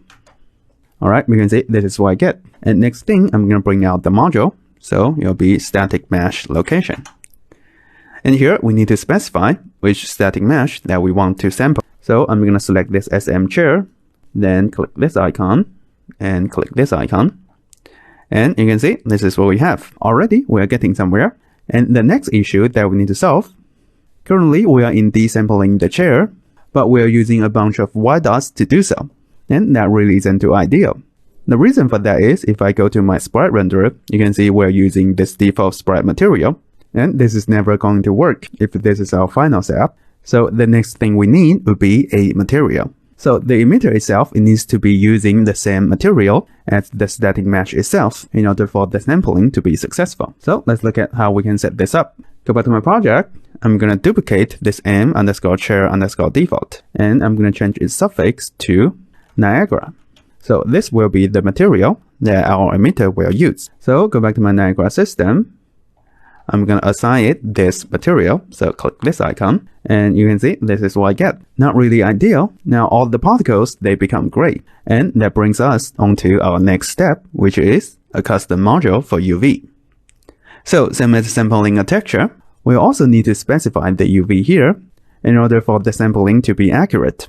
Now we are using the same material as the static mesh, but we still need to specify the color of each of the particles so that their color information will be correct, and we'll need a custom module to do it. So under the particle spawn stage, I'm going to add in a new scratchpad module. So press enter to select it, and first thing I'm going to change its module name to set particle UV. So for the map get and map set, what are the values that we can use in here? If I go back to my system overview and go to this static mesh location module and click this show parameter rights and click this drop down in here. So you can see these are the parameters that we can use. And there's one parameter in here, it's called sampled UV. This is something that we can use. So I'm going to go back to my scratchpad module. So for the map get in here, I'm going to create a new parameter. And this will be a vector 2D. I'm going to change its name to in UV.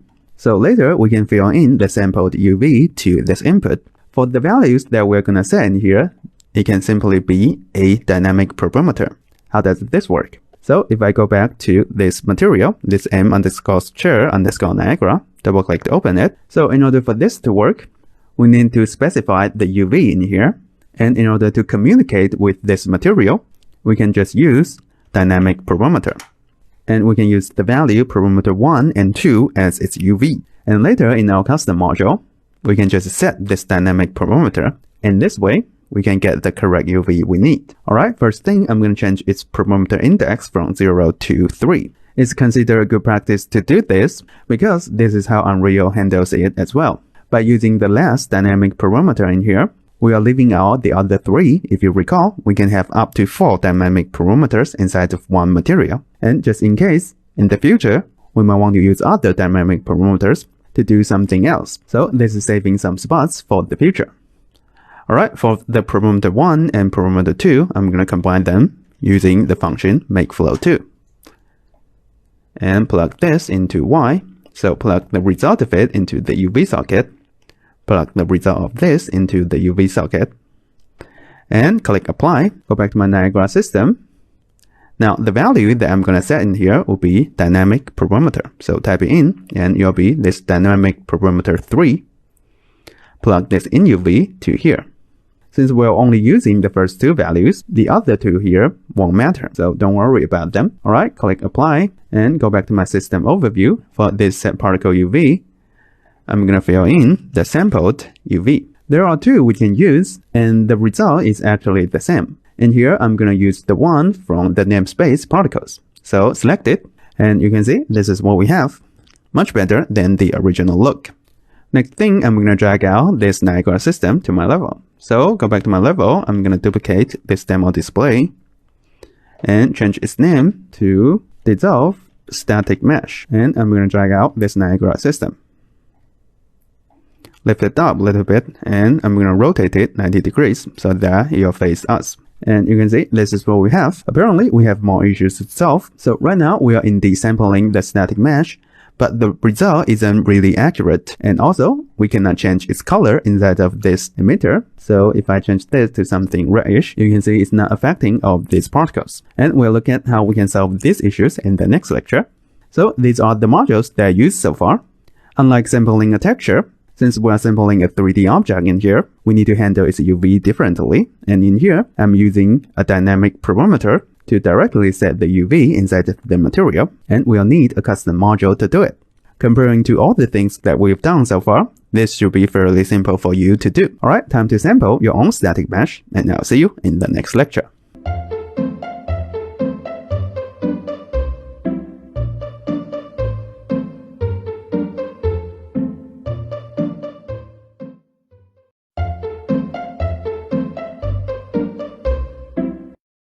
Welcome!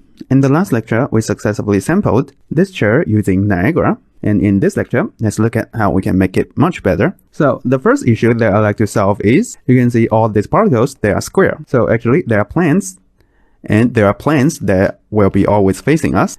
I like to turn them into sphere. And to do that, we'll need to make some changes inside of the material. So double click to open this m_chair Niagara. And you can see this is what we currently have. So all we need to do here is we need to use a sphere mask to mask out the area that we don't want and only keep the area that we want at the center, which will be a sphere.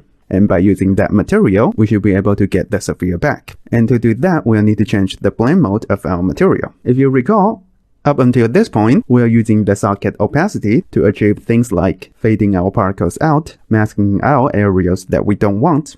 But we cannot do the same thing inside of this material, because this is not just a single texture, this is a material that's used by a static mesh. Simply operating through the opacity socket won't get us what we want. So this time, we'll need to do it through this opacity mask socket.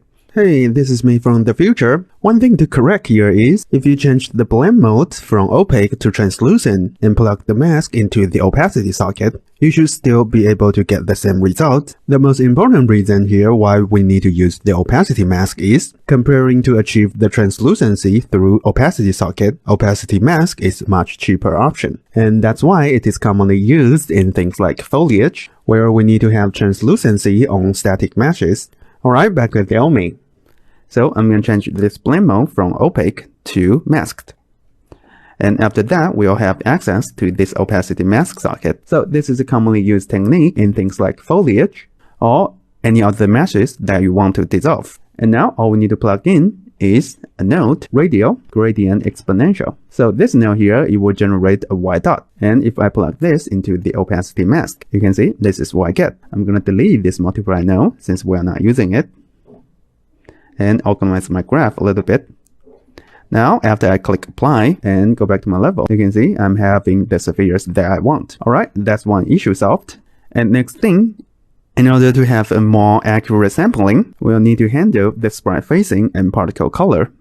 So right now, these sprites, they will be always facing us, but we are sampling a static mesh here, which means these sprites, they should be facing the surface normals of this mesh. And in order to do that, we need to go back to our Niagara system. Go back to this system overview. So if you go to this module, and if you scroll down, look at these perimeter rights. You can see there's one perimeter that we can use, and it's called sampled normal. So this module here, all the heavy lifting has already been taken care of for us. All we need is knowing how to use this. So we can use this normal to set the sprite facing in here. And to do that, first I'm going to go to this sprite renderer, change its facing mode from face camera to custom facing vector. And next thing, I'm going to bring out the module sprite facing and alignment. So for the sprite facing here, I'm going to change this to sampled normal. And you can see already we are having a much more accurate result. So go back to my level, and this is what I get. A much better result than the original one. Alright, now that we have the correct sprite facing, I want to have the ability to alter the color of these particles. Because right now, if I go back to my emitter, if I change the color in here, it won't affect these particles. So I'm going to reset the color in here. The reason for that is, if I go back to my material, inside of this material, we are not using the no particle color. Of course, we won't be able to change the color inside of our Niagara system. So I'm going to bring out the no particle color. And for the RGB, we simply need to plug this into the emissive color socket. And before I do that, I'm going to organize this graph a little bit. So drag this pin down and move these two nodes down. And move this node to here and plug it into emissive color. And click apply, go back to my Niagara system. You can see this is what we have now. Because we already plugged something into the emissive color socket, the value here is overriding the original color of this static mesh. And to have the correct color back, we can just set the value here to be 0. So I'm going to change all of them to be 0 and click OK. And you can see this is what I have. And just like that, we've gained the ability to control the color of these particles. All it's left there to do is to add in some simple forces module. So first, I'm going to use the same module, acceleration force, and give it a value of 50 for the x. So we'll have some particles moving. And right now, these particles, they are too large, so I'm going to use the module scale sprite size. And change the curve to this one. Alright, until I have something like this. Then I'm going to change its color. So I'm going to bring out the color module and delete the scale color module. So inside of it, I'm going to change it to color from curve. For the starting color, I'm going to set its value to be 0. So at the beginning, we'll have the original color. Then I'm going to add a second key. So I want to maintain this color. Then for the third key, I'm going to move it to here. Then I'm going to change its color to something bluish and increase value to something like 10 or maybe 30 and click OK. And now you can see this is what I have. If I preview this in my level, and there you go, we are having the dissolve effect we want. And if this is something that we want to use in game, normally this is combined with a static mesh. So if I drag out this chair and lift it up a little bit, rotate it 90 degrees. So I'm going to add a Niagara component in here. So select this Niagara particle component, and for this Niagara system asset, I'm going to assign it this Niagara system. Click this icon, and I'm going to delete this one and move this chair to here. And you can see this is what we have. So normally for dissolving effect, we need to dissolve the mesh itself through material, and the particles here will simply be the decoration. Alright, something like that, looking pretty cool. And the last thing that I want to add is, you can see for the particles here, we are scaling them down using the module scale sprite size.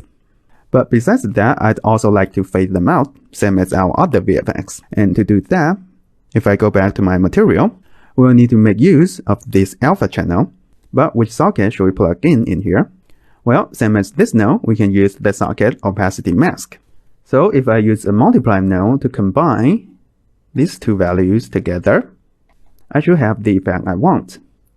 but we need to handle it a bit differently in here. Before I plug this into the final socket, I'm also going to run it through a node, and it's called dither temporal AA. And I'm going to plug the result in here. And you can see this is the result I get. Now if I click apply and go back to my level, you can see I'm having the fading that I want in here. But why is that? What is the node dither temporal AA doing? To understand this node, we'll first need to know what opacity mask is doing. If you recall, earlier in the course I mentioned that for opacity mask, there's no middle ground. So unlike the opacity socket, where we can use some sort of grayscale value to fade out something, for opacity mask, the result will either be visible or invisible. What this node doing here is using a dither pattern like this to help us to fade out the object. So you can see it's simply some tiny black dots. And by controlling the value inside of this alpha threshold, the lower the value is, the more black dots we will have. And in this way, we can fake the dissolving effect. The random socket here is okay if we don't plug anything into it. This one just controls how random these black dots will appear. And this is something that we need to use later when we want to dissolve a skeletal mesh. And go back to my project. You can see this is what we currently have. I'm going to also drag out this Niagara system just to have a comparison in here. I'm going to rotate this system 90 degrees. And there you go. Looking pretty cool. So these are the modules that I use inside of my emitter, and these are the nodes that I just created inside of my material. Hopefully at this point, you already understand what are the things that we need for sampling a 3D object. So feel free to take a reference of this if you need. Starting from next lecture, we'll look at how we can achieve something much more advanced. I'll see you in the next lecture.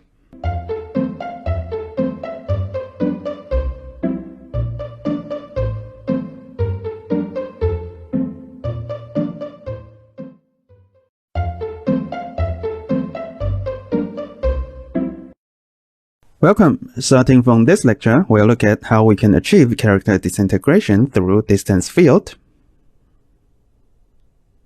and blueprint. Now that you already know how to use Niagara to sample a texture, a static mesh, sampling a skeletal mesh is actually something very similar. So for the modules that we need to use in here, first we'll need to use the module init mesh reproduction sprites, then update mesh reproduction sprites. So what these two modules are doing is, the first module here will specify the location for all of these particles in here, and the second module, unlike a static mesh which stays still most of the time, a skeletal mesh has animation and it moves during gameplay. So this module here will make sure while the skeletal mesh is moving, those particles will still be at the correct location. And besides these two modules, same as sampling a static mesh, we need to create a material for it. So these particles, they need to be using the same material as this mesh, and we also need to adjust its spread facing and particle color. So let's look at how we can set this up. Go back to my project. I'm going to first duplicate this demo display,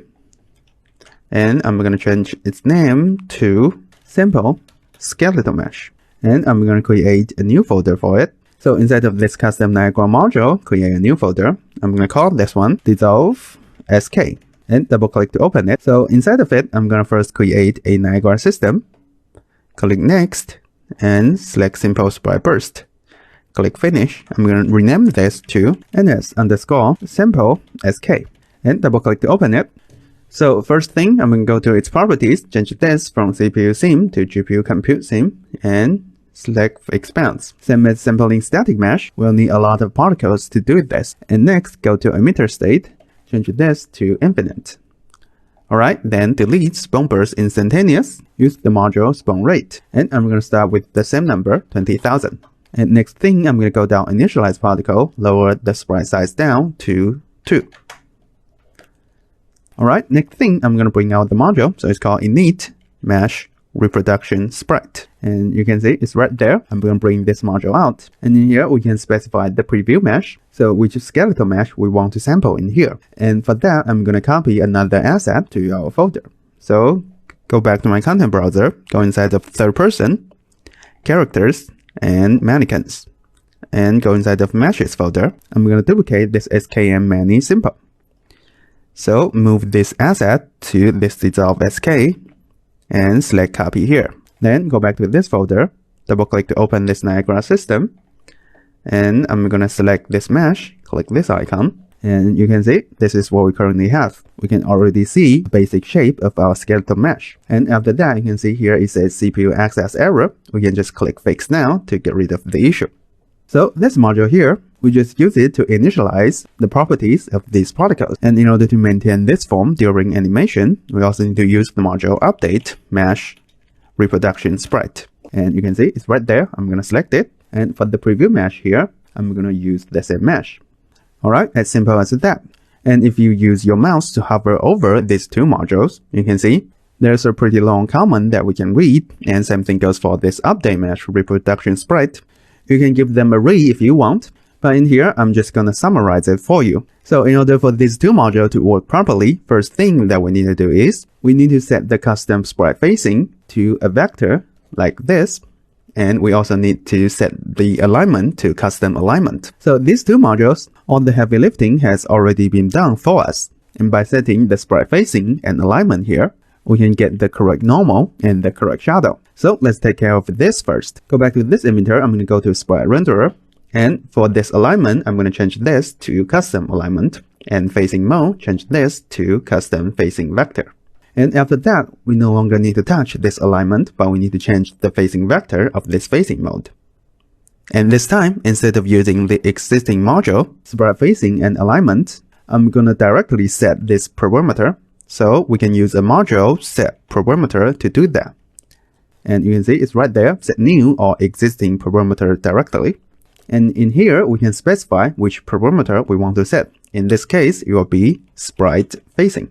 So I'm going to select this one and change this vector to 1 and 1.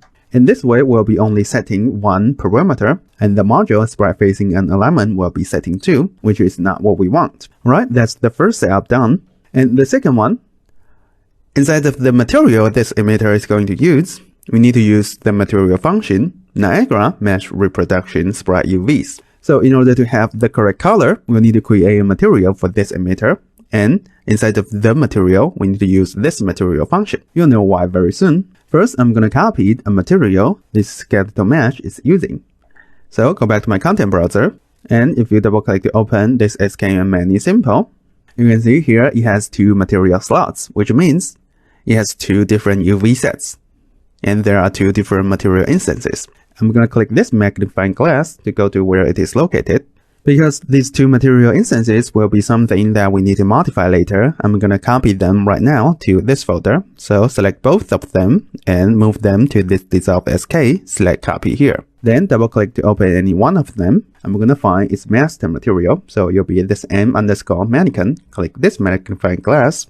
So this is the material it's using. I'm going to copy this one as well. So copy this one. Select copy here. And go back to this folder. And before I modify this, I'm going to change their names a little bit, since later we'll need to have different material instances for different types of dissolving effect. So for this m_mannequin, I'm going to add a suffix _default. So later we'll know this is the default master material. And I'm going to be doing the same thing for these two material instances. So keep this _01 in here and add another suffix default.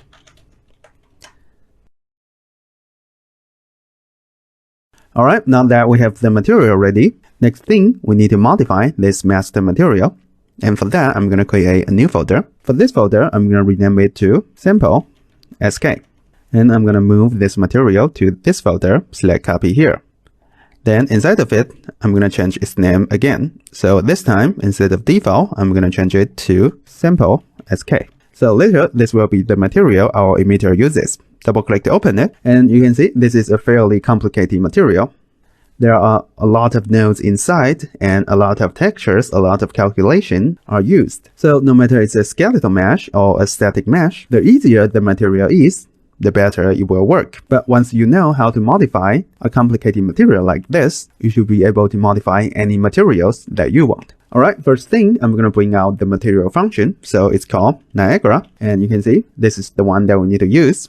It's called mesh reproduction sprite UVs. I'm going to bring it out. If you are wondering why should we use the material function in here, you can just double click to open this, and inside of it we can see there's a dynamic parameter. So this is very similar as what we did to our static mesh. The module update mesh reproduction sprites is setting this dynamic parameter. The difference is this is a much more advanced version, so not only does it have the UV information, it also takes the normal into account. Like I said, all the heavy lifting has already been done. All we need to know is how to use this. So I'm going to go back to my material. First, I'm going to cache this UV and this normal. So drag out this pin, username reroute now. I'm going to call this cached mesh reproduction UV. And for the second one, I'm going to cache it as well. So this one will be cached mesh reproduction normal. And next thing, I'm going to first use this UV. So same as our static mesh, we need to plug this into the UV socket of this different texture sample node. So first I'm going to bring out this node. So it will be this cached reproduction UV. Plug it into this UV socket for base texture. Then go down to here and do the same thing. So bring it out, plug this into here, and this one into here. And do the same thing for the normal. So bring it out, plug it into this UV socket, and this one, and the second normal in here. Alright, that's the UV done. And next thing, we need to use this cached normal. And to use it, we just need to combine it with this original normal. So I'm going to bring out the cached node and use a multiply node to combine this RGB with this normal and plug this into its original socket. So this will be the normal socket. I'm going to organize this graph. So move these cached nodes down, and I'm going to move this second normal to here. Move this cached node to here. And duplicate these two nodes. Plug this into B. Disconnect this pin. And plug this into A. Plug this into tangent. And last one, duplicate these two. Plug this one into A. And plug this one into this cached node. Alright, that's pretty much it. And I'm going to click apply and go back to this Niagara system. I'm going to fill in the material that I just modified. So select it and click this icon. And you can see we have our skeletal mesh in here. So I'm going to first drag out this Niagara system. So go back to my level. Go back to this folder. I'm going to drag out this Niagara system. Move it up a little bit. If you think there are still too many holes, you can increase the spawn count. Currently, I'm using 20,000, so if you change this to 30,000 and increase the size of the sprites a little bit to something like 5. Hey, this is me from the future. So here I made a mistake in adjusting the sprite size. By changing the size inside of initialize particle, it won't affect the actual size of the sprites. And the reason for that is inside of the module update mesh reproduction sprites, it's setting the sprite size in there. So if you like to adjust the sprite size, make sure you do it inside of the update mesh reproduction sprite. Alright, back to the Udemy. So you should have fewer holes. And one last issue that I want to solve in this lecture. So if you look closely at these sprites, you can see they're all squares. So this is the same issue as our static mesh. We'll need to create a mask for it. So go back to this sample SK, open this material. So this material here is already using the mask blend mode. All we need to do is plug something into this opacity mask. So I'm going to organize these nodes. So move all of them up, move this one up, and move these nodes down. Just to give us a little bit more space. And for this opacity mask, I'm going to use radial gradient exponential and plug this into opacity mask and click apply and go back to my level. Now we should have the spheres back. Alright, looking pretty cool. And because the size of these sprites just decreased, we have more holes. And there's another way for us to get rid of that. We can increase the lifetime of these particles. So go back to it. For its lifetime, I'm going to increase it to 5. And inside of this emitter state, this loop duration, I'm going to increase it to 5 as well. This way we should have more particles in the level. And you can see it gets a little bit better. And I'm sure you can notice another issue in here. So it seems like the material is not exactly accurate as this SKM mani simple. And the reason for that is this mannequin here, it has 2 material slots. And our mesh reproduction sprites, it only takes the first slot into account. And the material that we are using, it only works for one slot as well. So like I said, the easier the material is, the better it works. And the fewer material slots your skeletal mesh has, the better it works as well. But since this Niagara system will be used later as a Niagara component, this issue here shouldn't matter too much. And this is our final result. Looking pretty cool. So some important notes in this lecture. Once you use the two modules, Mesh Reproduction Sprites, make sure you set the custom sprite facing and alignment and use this material function inside of the material this emitter uses. So you'll need to plug the UV into UV and use a multiply node to combine this normal with the original normal of the mesh. And for the emitter wise, there's really nothing complicated about it. And these are the modules that are used. Alright, time to sample your own skeletal mesh, and I'll see you in the next lecture.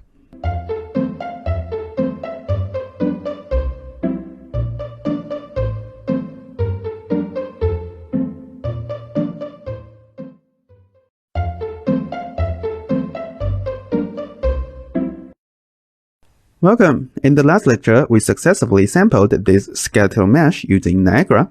Right now, if I go back to my Niagara system, if I try to add any forces module to this emitter, I'm going to try to use curl noise force and increase this noise strength to 100. You can see this module here is not affecting the movement of these particles. And if I try to change the color in here, you can see it's not affecting these particles as well. And in this lecture, let's look at how we can solve these two issues. So the first issue that I want to solve is the movement of these particles. The forces module here is no longer affecting these particles.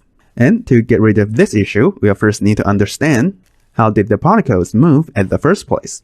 So if I go to this module, solve forces and velocity, this is the most important dependency module for all the forces modules. And if you click this icon and show parameter rights and click this drop down, so you can see this module here is directly writing to the parameter particles.position and particles.velocity. That's how we can see the movement at the first place. And if you go to this module, update mesh reproduction sprite, and click this drop down, you can see this module is doing the same thing. It's also writing to position and velocity, also sprite size. That's the reason why the forces module no longer have control over the movement anymore. Whatever this module is doing in here is overriding this module. But luckily for us, besides these core parameters, we can also use these output parameters that these modules are writing to. And you can see inside of this update mesh reproduction sprites, we'll have access to mesh triangle velocity and mesh position. And that's how this module can help us to maintain the particle's position when this mesh is moving during gameplay. And same thing goes for this solve forces and velocity. You can see it also has some output parameters, and this will be something that we can use in order to gain the movement control back. In order to allow this curl noise force to affect these particles again, we'll need to use another module, and it's called lerp particle attributes. You can see it's right there. I'm going to bring it out. What this module doing here is simple. So same as the lerp node inside of the material, you can see we can set the lerp alpha in here, and we can lerp between two different positions and two different velocities. So we can use this module to lerp between these two modules. So update mesh sprites and solve forces and velocity. In this way, we can have the movement we want back. So first, I'm going to take this lerp position for the position A. So when this value is 0, I want to have no dissolve effect. So for this value here, I want to change it to the position data coming from this module, update mesh reproduction sprite. And I'm going to go to this parameter maps in here, and I'm going to search for it. So type in update, and you can see these are the parameters that we can use. I'm going to first click pause in here. So I'm going to bring this module to position A. And for position B, so when this value gets to 1, I want to use the position data provided by this module, solve forces and velocity. So if I type in the namespace solve, you can see these are the parameters that we can use. So I'm going to use this one, position, and drag it to here. And I'm going to also lerp velocity. So I'm going to take this checkbox. And for the first velocity, it'll be from the update mesh reproduction sprite. So I'm going to use this mesh triangle velocity. So fill it in. And for the second velocity, when the alpha value is 1, I'm going to use the velocity provided by this solve forces and velocity. So it'll be this one, drag it to here. Alright, after setting this up, I'm gonna go up and I'm gonna change this alpha value in here. So I'm gonna change this from 0 to 1. And now I still cannot see any movement. At this point, we should be using the position from this module and the velocity from this module, but these particles are not moving. And to get rid of this issue, we'll need to adjust the order of this module inside of call stack. So in order for this to work, this module needs to be below this forces and velocity. And now you can see I'm having the movement back. Now I'm going to lower this alpha value down to something like 0.8. And you can see by doing this, I'm only having a little of the movement. I think I'm going to increase it to 0.9 for now. And if I go back to my level, you can see this is what we currently have. So this is my current setup. If you would like to catch up with me, you can pause the video now and give this a go. Or you can come back and take a reference of this. Alright, now that we have the forces module back, the next issue that I want to solve is the color. And in order to gain the color control back, if we go back to this material, so we'll need to plug something into this emissive color socket. But you can see for this socket, there's already something that's going through it. And if we just plug the particle color node into it, so I'm going to plug this RGB into it, you can see this is what we get. We no longer have the correct material. So it's very important that this emissive value is going through to the final output. And we cannot use a multiply node, same as what we did before, to combine them together. Because by doing that, this will be overriding the value here. So everything we've done before won't work in here. And the solution for it is same as lerping between particle attributes. We can lerp between these two values. So I'm going to hold down L to bring out the lerp node. So when the alpha value is 0, the value of this original emissive will go through. And when this value is 1, the particle color node will go through. And I'm going to give it the default value of 0 and plug this into emissive color. So in this way, we can maintain this original color. And by changing this alpha value in here, we can gain the color control inside of Niagara system. And to do that, we can use a good friend of ours. So it'll be dynamic parameter. And I'm going to use this param1 to be the alpha. So I'm going to change its name to particle color lerp alpha and give it a default value of 0. Plug this into the alpha socket. And just like that. Now we should be able to control the color inside of our system. So I'm going to click apply in here and go back to this Niagara system. I'm going to bring out the dynamic parameter. You can see this is the one that we just created.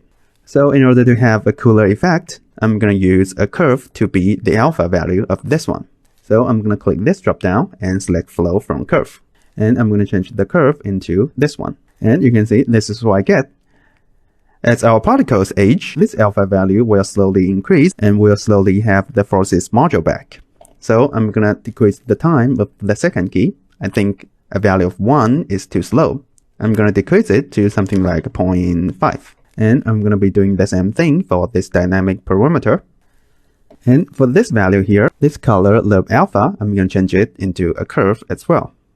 So select flow from curve and change it to this curve. So for the starting value, I don't want to change its color this fast, so I'm going to increase its time to something like 0.8. So these particles, they will maintain their original color until they reach the end of their lifetime. And I'm going to change its color to something bluish and increase brightness to 20. Click OK. And if I go back to my level, you can see this is what I have. Maybe 20 is not bright enough, and I think the curl noise force is too dramatic. So go back to my Niagara system. I'm going to lower the force down to something like 50. And for the color, increase its brightness to 50. And click OK. And preview this again. Yeah, something like that. I think this is still too dramatic. So lower this noise strength down. I think I'm going to give it a random value. So somewhere between 10 and 30. And pan this noise field a bit. So give a value of 1 in the X. A value of 1 in the Y. And I'm going to adjust this dynamic parameters. So I think instead of 0.8, I'm going to lower it down to 0.7. And preview this again. Yeah, something like that. And that's pretty much it. Now we have the control over the movement of the particles and the color of it. And one last thing that I like to add. So I like to have the ability to fade these particles out. Currently, the module scale color is not affecting these particles. And the reason for that, inside of this material, we need to make use of this alpha channel. So same as our static mesh, we can run it through dither temporal AA. So I'm going to cache this node. So username reroute now, I'm going to call this cached particle color alpha. And I'm going to use the cached node in here. So bring it out, use a multiply node to combine these two values and run it through dither temporal AA. And plug the final result into opacity mask and click apply. Now go back to my level, you can see. Now we have the ability to fade these particles. I think the fading happens too fast, so I'm going to adjust it a little bit. So instead of a value of 0 for the time, I'm going to change it to something like 0.7 and preview this again. Yeah, something like that. I think this looks much cooler. So these are the two curves that I use in my Niagara system. This one is responsible for the forces modules, and this one is responsible for the color control. And these are the nodes that I have inside of the material. After knowing how this works, this shouldn't be very complicated to you. So feel free to take a reference of this if you need, and I'll see you in the next lecture.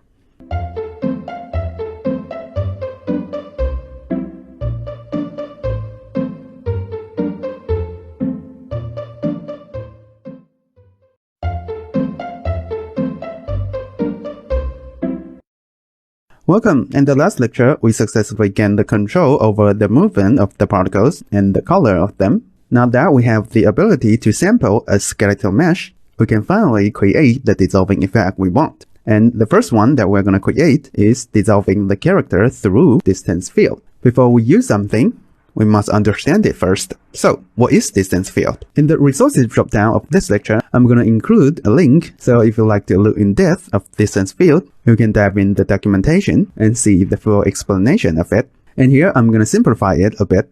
So basically, distance field stores the distance to the nearest surface. With this information, we can create things like dynamic shadow and ambient occlusion for actors in our level. We can even use this for particle collision and some dynamic materials. For example, we can use this to generate the foam near an object when it's intersecting with the water surface. And there's so much more that we can do with it. So in Unreal, there are two types of distance field that we can use.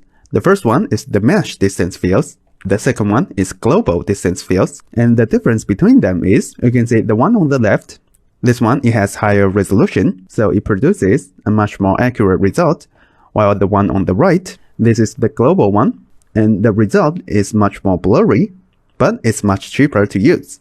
So let's look at how we can visualize this in Unreal. Go back to my project, I'm going to create another example material for it, so that we'll know how to use it inside of our material graph.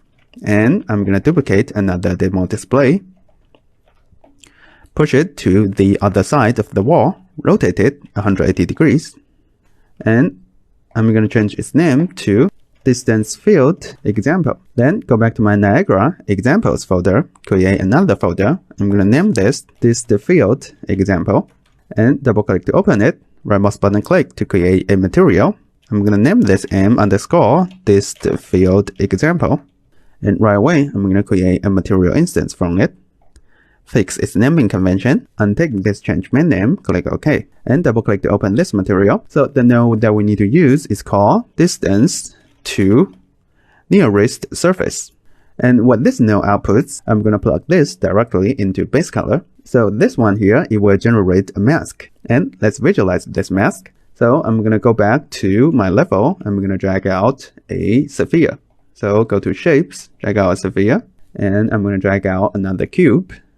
Move it up a little bit. So for this sphere, I'm going to assign it this material. So I'm going to click apply, and I'm going to assign it this material instance. So click this icon, and you can see this is what I have. So now if I move this sphere to this spot, you can see as it's getting closer to this cube, its color changes to black. So that's the output result of this mask. When we are close to a surface, the output result will be 0, and for the part that's further away, the output result will be white. And we can use two parameters to adjust this mask. So if I go back to my material, now that we already know this one outputs a mask, so I'm going to first use a subtract now, and the value that we're plugging into, this will be the mask start distance. So I'm going to call this df mask start distance and plug this into B, and then I'm going to use a divide node. And the value that we're plugging into here, we can adjust the mask fall off. So hold down S to bring out another scalar parameter. I'm going to call this df mask fall off and give it a default value of 5 and plug this into socket B. Since this is a mask, it's very important here that we use a saturate node to clamp the value between 0 and 1. And we can use another node clamp to do it, but this one is much cheaper to use. So I'm going to delete this one and plug the output result into base color, and I'm going to click apply. Now if I go back to my level, I'm sure you can notice the artifacts on this sphere, and the reason for that is currently it's overlapping with its own distance field. So to visualize that, we can go to show and go to visualize, and you can see there's this mesh distance fields. I'm going to take it, so you can see all the objects inside of our level, they are emitting mesh distance fields. And to prevent this one from overlapping with itself, we can disable it by typing distance field in here.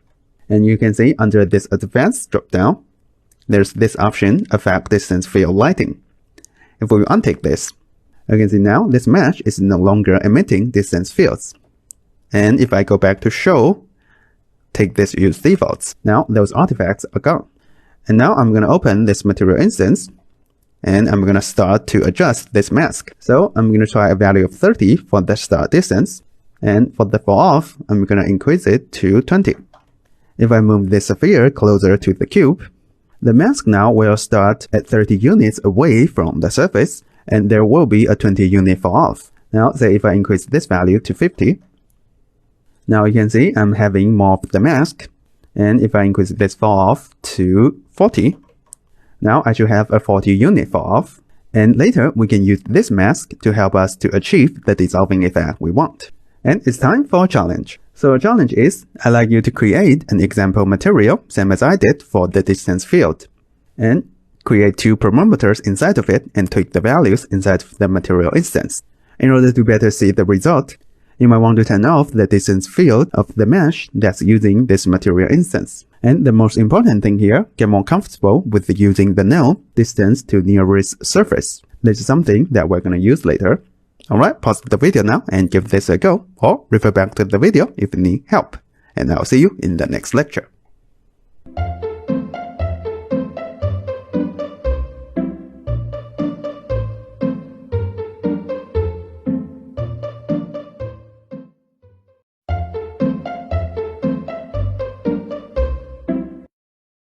Welcome! In the last lecture, we went over the basic concept of distance field. Now that we know the output result of distance field, when an object is really close to another surface, the result will be 0. And for the parts that's further away, the result will be 1. And in this lecture, let's look at how we can use it for our dissolving.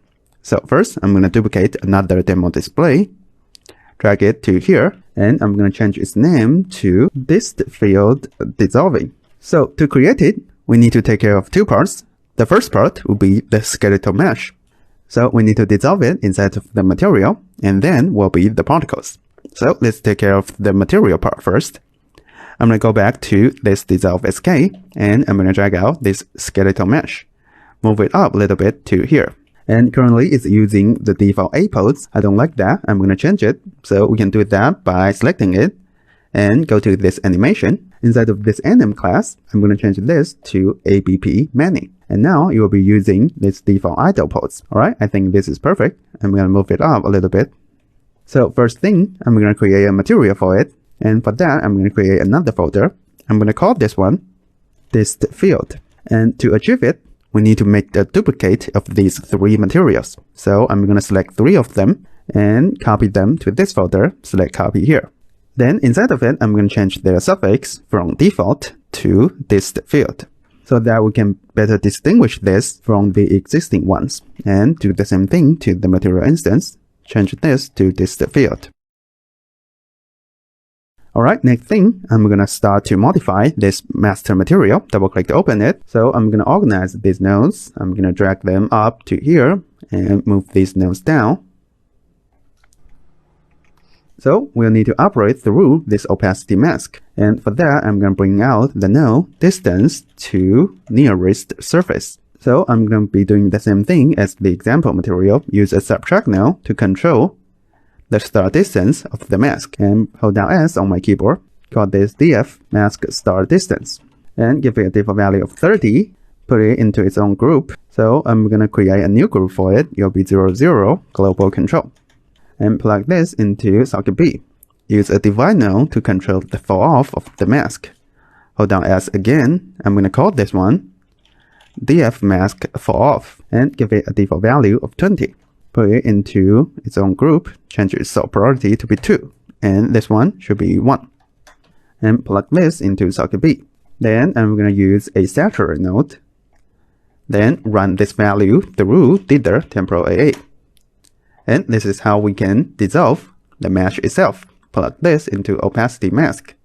And I'm going to click apply. Then go back to my level. I'm going to reassign the master material for these two material instances. So for the first one, I'm going to change it to this M mannequin dist field. And for the second one, I'm going to change its master material to mi many underscore 01 dist field. Then I'm going to assign these two material instances to this mesh. So scroll down for this mi many underscore 1, fill this in. And mi many underscore 2, fill this in. And you can see this is what we have. So we can no longer see the legs. And if we move this mesh up, I just realized that we can no longer select this mesh inside of our level. But we can always select it inside of this world outliner. So I'm going to type in many.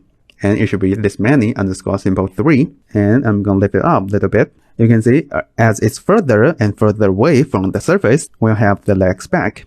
And as it's closer and closer to the surface, those body parts will be dissolved. And if I bring in another cube in here and move this cube, this is the dissolving effect that I was talking about. And we can also tweak the values inside of it. So if we go to this material instance, so I think I want to increase the start distance to something like 50. The fall off, increase it to 30. And do the same thing for the second material instance, increase it to 50, increase this to 30, and now you can see I'm having more of the dissolve effect.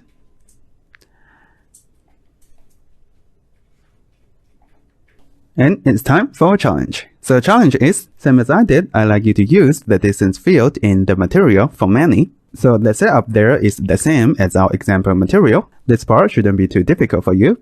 And after that, don't forget to reparent its material instances in order to get the correct result. Then, tweak the parameters inside of them to get the effects that you want. Maybe you think the distance is too far, or the fall off is not enough. You know exactly how to adjust them. Alright, pause the video now and give this a go, or refer back to the video if you need help.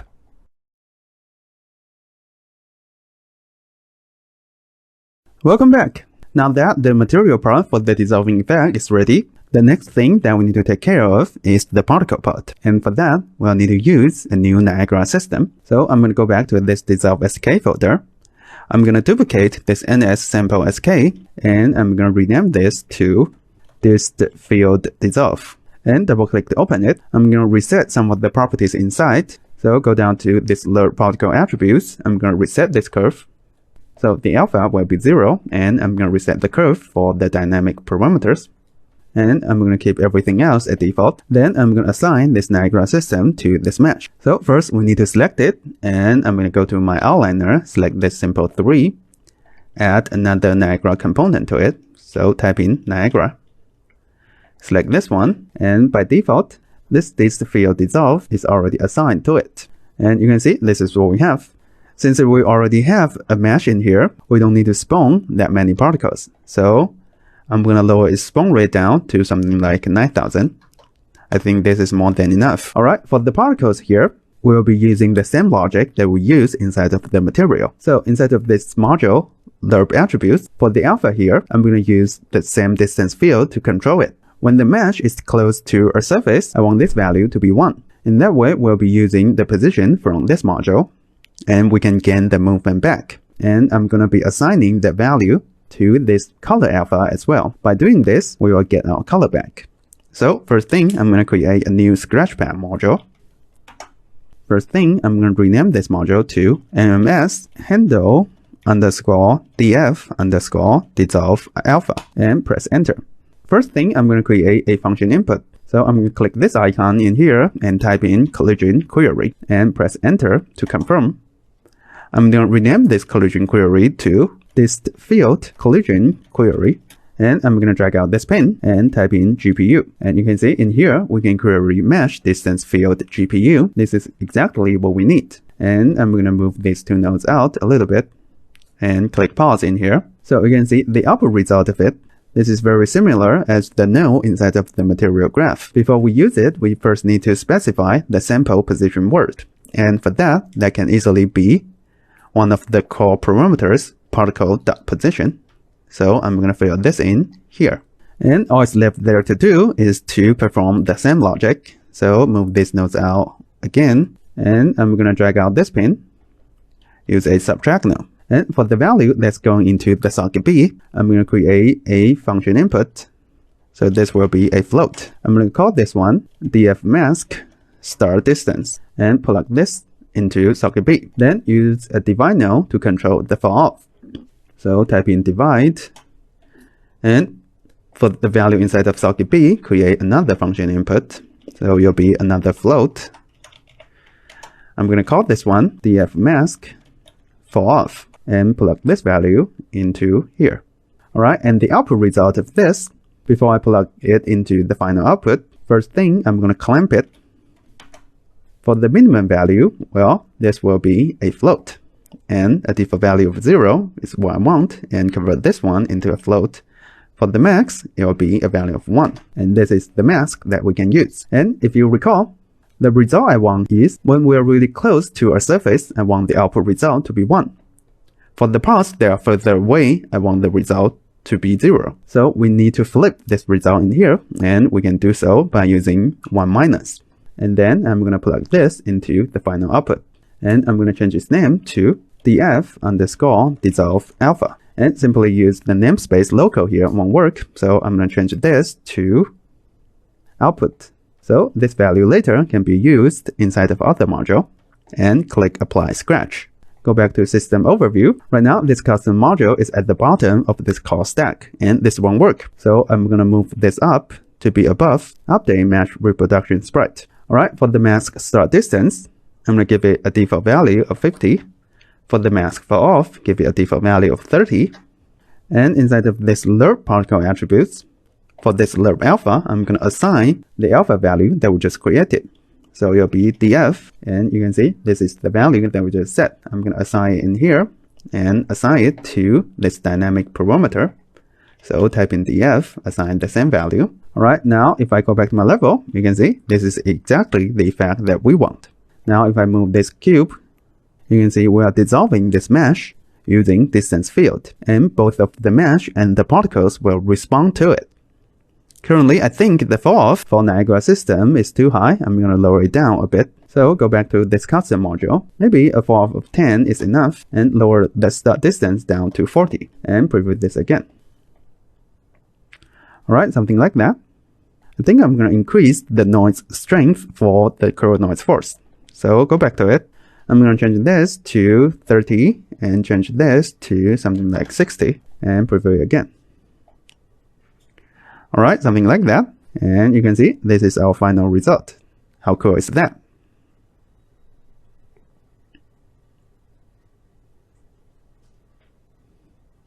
So this is the custom module that I just created inside of Niagara system. The logic here is the same as our material, and thanks to all the custom modules that we've created so far, you should find this very easy to do now. Alright, time to add this dissolve effect to your particles, and I'll see you in the next lecture.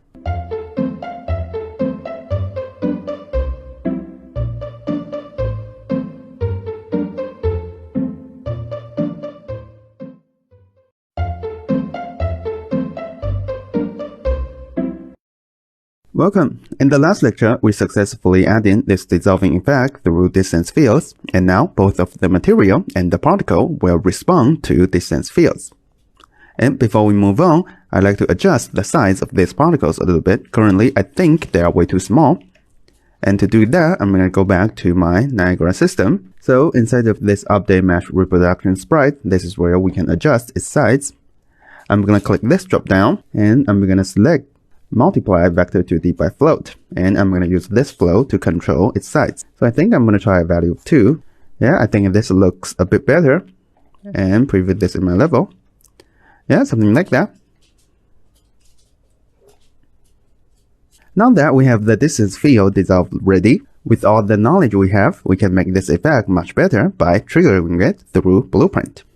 So this sphere at the center, this is our character. And we already know that in order to have the dissolving effect, we'll first need to dissolve the material this character is using, and we also need to have the particle effects. And all we need to think about now is what can trigger this dissolving. If this is something that we want to use in-game, these effects here can be triggered when the health of the character reaches 0. And we can use this as a death effects. But since this is a VFX project, I'm gonna do it through an overlapping event. So I want to trigger this when something is overlapping with the box collision. If you know how to do this, you'll know how to apply this to your own gameplay. So let's look at how we can set this up. Go back to my project. First, I'm going to duplicate this demo display, and I'm going to rename it to Blueprint Dissolving. Then inside of this folder, I'm going to create a new folder for it. I'm going to rename this new one to BP Dissolve, and double click to open it. First, I'm going to create a new blueprint, and it only needs to be an actor. I'm going to call this BP underscore character dissolve, and double click to open it. So first, I'm going to add a few components to it. The first one will be a skeletal mesh, and I'm going to assign our many to it. So inside of this dropdown, type in skm many simple, and select this one. So this here will be our skeletal mesh, and I'm going to assign this enum class to get rid of this a pose. So assign this a BP many, and the next thing that I'm going to add. So I'm going to add a box collision, and I'm going to adjust the position of this box. So I'm going to place it in front of this character and lift it up a little bit. Then I'm going to increase the size of this box. So for this box extent, increase its X value, increase its Z value, maybe Y a little bit, and lift it up again to somewhere near here. Alright, I'm going to click compile. And I'm going to drag this blueprint to my level. So drag it outside. And I'm going to adjust the depth of this demo display. Currently, the legs of this character is going through it. I don't want that. So I'm going to decrease its depth to something like 3. And I'm going to move this blueprint just above this demo display. Alright, something like that. And I think I want to adjust the position and the size of this collision box again. So move it out a little bit more, and increase its length, increase its height, and the value for the Y as well. And click compile. Alright, something like that. So this is the basic setup for this blueprint. If you'd like to catch up with me, you can pause the video now and give this a go. Welcome back. Now let's look at how we can set up the logic inside of this blueprint. So I'm going to go back to my event graph. I'm going to delete these 3 default events as we don't need to use them. And I'm going to select this box collision. So the first one that I'm going to bring out will be on component begin overlap. So I'm going to click this add button to bring it out. So I want to trigger this effects when the overlapping begins. But what can be used to overlap with this box collision? Well, we have many choices in here. For this effect, I'm going to trigger it using the default pawn. So if you go to word settings, and inside of this game mode override, if you change this to game mode, and click this drop down, you can see for this default pawn class, you will be using this default pawn. And if I click play now, we'll be using the default pawn to move in our level. I think we can see this effects better by using this one. And if you decide to change this to BP third person game mode, then the default pawn class will become this BP third person character. Keep that in mind if this is how you want to do it. So I'm going to change this back to game mode. And I'm going to move my character out a little bit and decrease its depth of this demo display. So maybe to 2 or 2.5. Alright, I'm going to go back to my blueprint. Then I'm going to drag out this other actor pin. In here, I'm going to cast to default pawn. Now, this box collision will only respond to this default pawn, and we can do something after it. But the thing is, what do we need to do in here? So right now, we've just finished the basic setup of this overlapping event.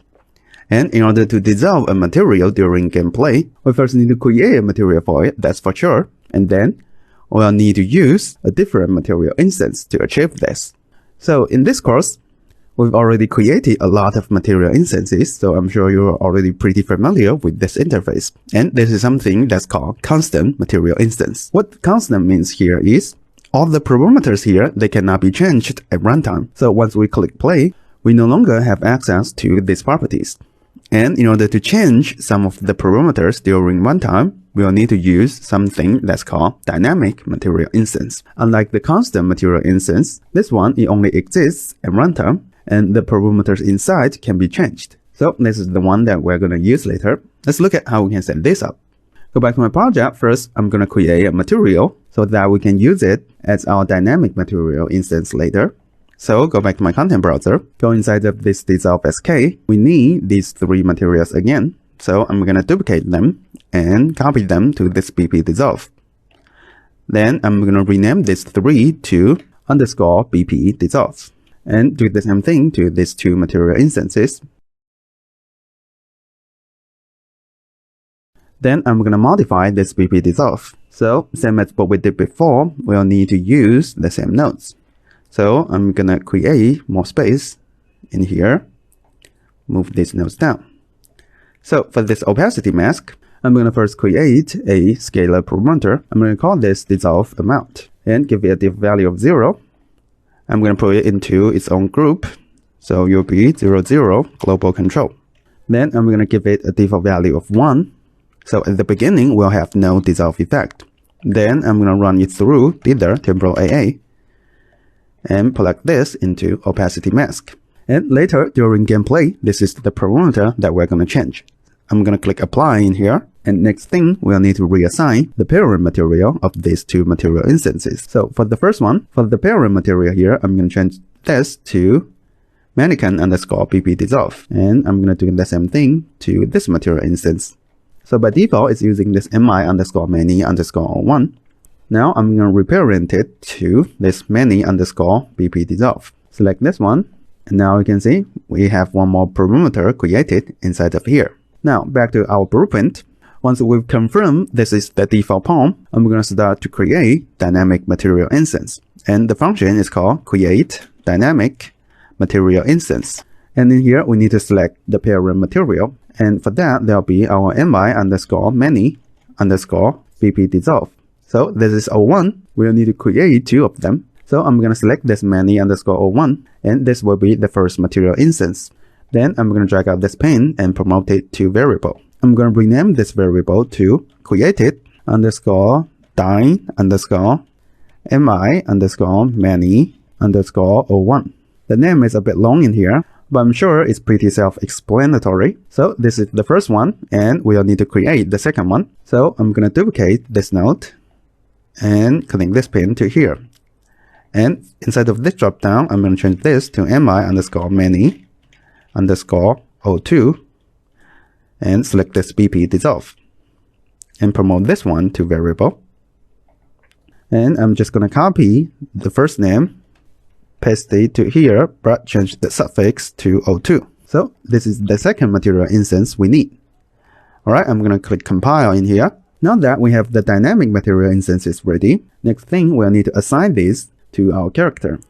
And I'm going to do that inside of a sequence node. So I'm going to drag out this pin and type in sequence.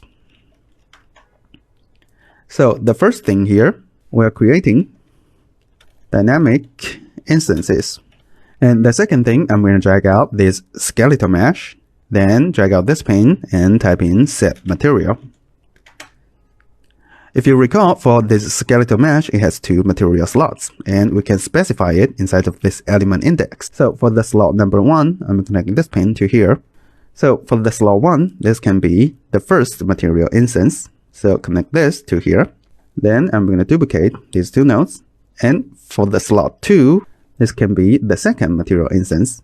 So get it and plug this into here. Change this element index to 1. So same as array, we start counting from 0. Then I'm going to comment these nodes. So in here we are setting new materials for character. Alright, and one last thing. We need to change the parameter inside of these two material instances. For that, I'm going to add the third pin, and I'm going to do it through timeline. Because for this dissolve amount in here, I'm going to slowly decrease it within a certain amount of time. So go back to my event graph. I'm going to type in timeline. And for this timeline, I'm going to rename it to dissolve timeline. Then I'm going to double click to open it. So inside of here, we can add new track. I'm going to click this track button and add in this float track. And right mouse button click and select this add key to curve float.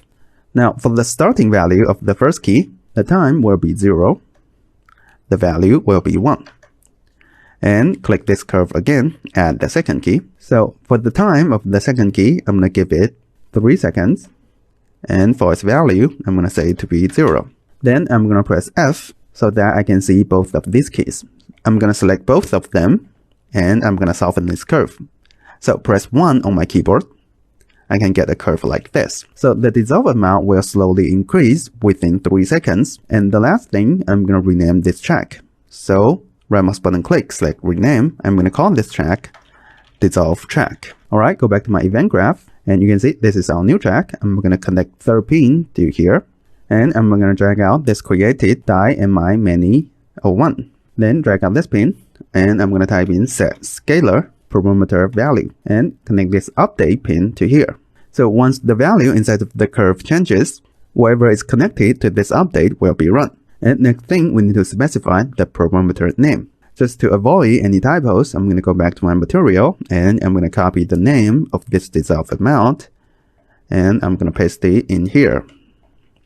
Then for the value, this can easily be our dissolve track. Alright, I'm going to duplicate these two nodes and connect this pin to here and delete this one, bring out the second material instance and plug this into here and plug this dissolve track to here, drag this pin down. Alright, just like that. And I'm going to comment these three nodes. So in here, we are using timeline to control dissolve amount. And I'm going to click compile and let's test this. So I'm going to click play in here and I'm going to slowly move to the box collision. And you can see this is the dissolving effect we get. I'm going to preview this again. So click play again and move to the box collision. Alright, looking pretty cool. So these are the nodes that I just used inside of my blueprint. There's really nothing too complicated about it. So feel free to take a reference of this if you need. And in order for this to work, don't forget to create new material for your character and the corresponding parameter. Well, time to create your own BP dissolve, and I'll see you in the next lecture.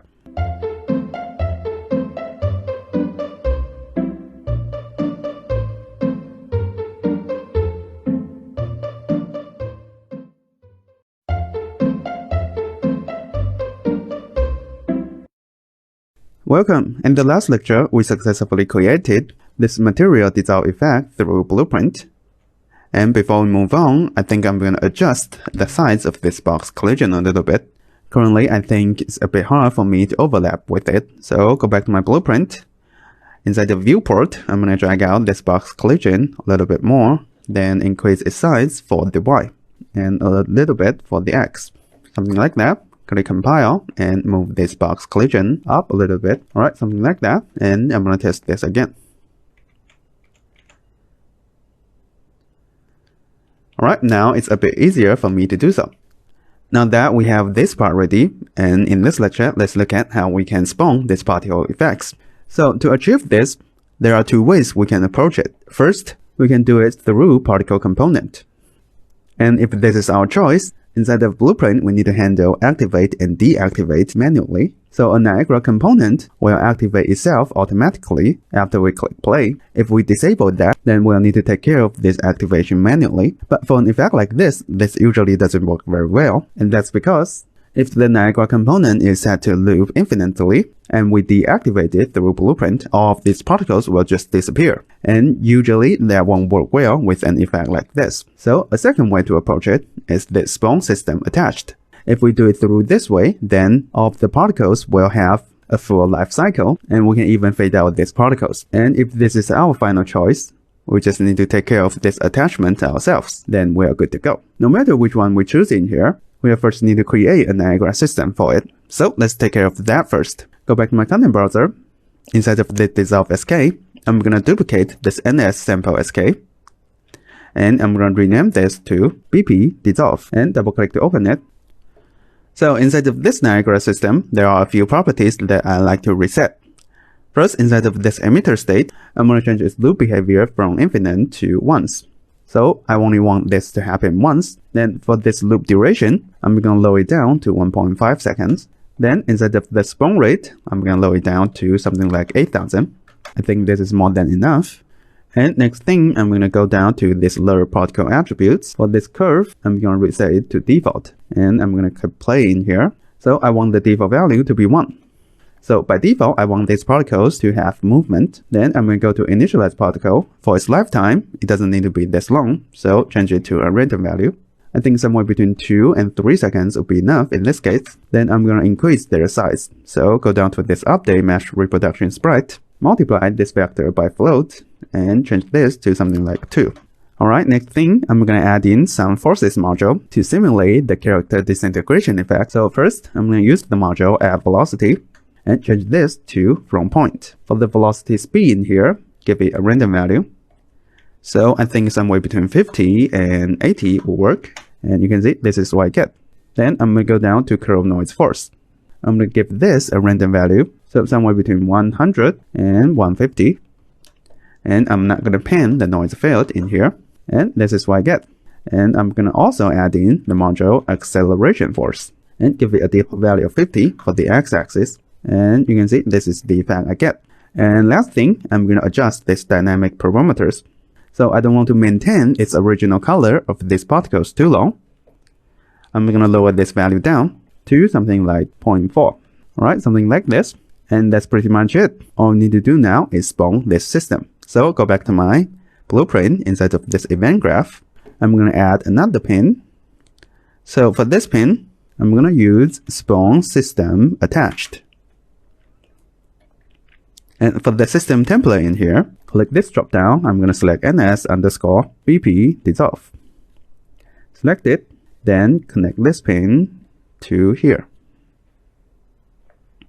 And for this attached to component, it can simply be our skeletal mesh. So connect this to here. Then for this location type, I'm going to change this to snap to target and keep word scale. Then click compile. I'm going to see what this looks like in our level. So click play and overlap with this volume. Yeah, something like that. I think the material dissolve takes too long. I'm going to adjust that timeline. So go back to BP dissolve and go back to this timeline. Double click to open it. I think 3 seconds might be too slow. I'm going to lower it down to 2.5. And I'm going to try this again. Click play.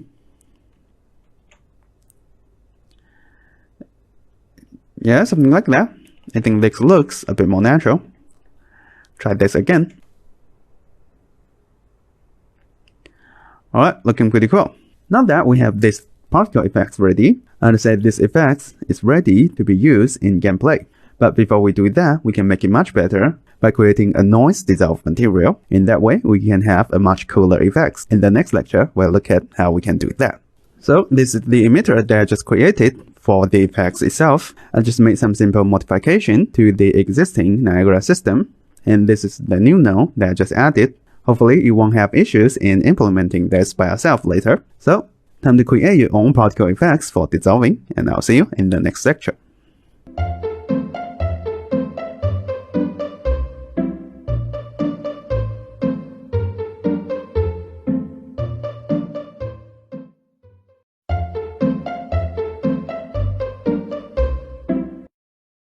Welcome! In the last lecture, we successfully added these particle effects to our character disintegration, and this is what we currently have.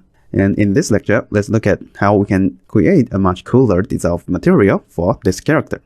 For that, I'm going to create an example material for it. So I'm going to duplicate this demo display, move it to the side, and rotate it 180 degrees. And I'm going to change its name to Noise Dissolve Example and increase its depth back to 3 or maybe 4. Alright, I'm going to drag out a sphere as the example mesh and move it up a little bit, increase its size to something like this. Then I'm going to go back to my Niagara example folder, create a new folder.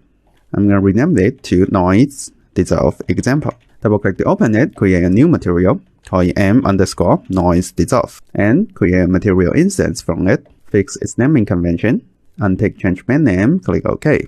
Alright, double click to open this material. So first thing, I'm going to change the blend mode of this material. So instead of opaque, I'm going to change it to masked. And the basic logic for this material is simple. I'm going to first give it the base color, a default value of 1. So plug this into base color. For the opacity mask, we're going to use a noise texture to plug into the opacity mask and use the values inside to dissolve this mesh. So I'm going to bring out a texture parameter. I'm going to rename this parameter to noise texture. And I'm going to start with the Perlin noise that we created. So type in Perlin noise. I'm going to select this _4 and plug the red channel into opacity mask. And you can see this is our result. So we are only showing the white values and we're hiding the black values based on the texture we use in here. And we can use a cheap contrast now to adjust this texture. So I'm going to give the contrast a hard-coded value of 1.5. Plug this into the contrast node and preview this node. So you can see this is my final result. This node here can adjust the contrast of this texture and we can have a sharper edges as the result. So this is the original value and this is the value after cheap contrast. So this might not seem very obvious since we're operating through opacity mask. To this socket, there's no middle ground value, so all the black values will just be rendered as transparent. But once we use this value somewhere else later, it's gonna matter a lot. You'll know what I'm talking about very soon. Alright, now that you know, we're using this texture to poke holes on our mesh. If we want to poke more holes, we just need to have more black values. And if we want to restore this mesh, we need to have more white values. And to do that, we can just easily use a subtract node. I'm going to hold down S to create a parameter in here. I'm going to name it dissolve amount and plug this into socket B. Plug the result of subtract into the in socket. And you can see this is my final result. I'm going to click apply and I'm going to visualize this in our level. So go back to my level. I'm going to assign this material instance to this sphere. So click this icon and open this material instance. Now by adjusting this dissolve amount, you can see we're slowly dissolving this sphere, and when the value gets to 0.5, it becomes total transparent. So by subtracting a value from this noise texture, we are giving it more black values, and this way we can achieve the dissolving effect we want. And if we want to restore this mesh, this value here needs to get to negative. So if I change this to negative 0.5, you can see we have the mesh back. If I change this to sphere, note that depending on the noise texture they use in here, the value for restoring the cube may vary from mine. So keep experimenting with their own values. Your values might be higher or lower than this one. So currently this works, but I want to make this much better. In my material graph, I don't want to have a negative value. I only want this dissolve amount to be a value between 0 and 1. And to do that, we can easily subtract another value from it and plug this into the B socket. And the value here simply needs to be 0.5. And I'm going to change the dissolve amount to be 0 and set the slider max to 1. Now you can see when the value is 0, I can have the full mesh. And when I increase the dissolve amount, say to 0.5, you can see this is my final result. When I increase this to 1, I'm getting a total transparent sphere. I'm going to click apply in here, go back to my material instance. I'm going to visualize this in our level. So set this value to 0, we have the sphere back. And right after I increase the value, we'll be slowly dissolving this sphere. And this is much better than the original value. So this is my current setup for this example material. If you'd like to catch up with me, you can pause the video now and do this by yourself now. I'm going to pause here for a few seconds, then we're going to move on. Welcome back. Now that we have the basic logic ready, the next thing that I like to add is, as the dissolve amount increases, I want to add some emissive color to the edges. What do I mean by that? I'm going to go back to my material and hold down V on my keyboard to bring out a vector parameter. I'm going to call this one edge glow color. And I'm going to give it a default bluish color. Increase its value to 30. And plug this into emissive color. Move this node up, move this node to here. So after I increase the value, I want to apply this emissive color only to these edges and not the main part of this mesh.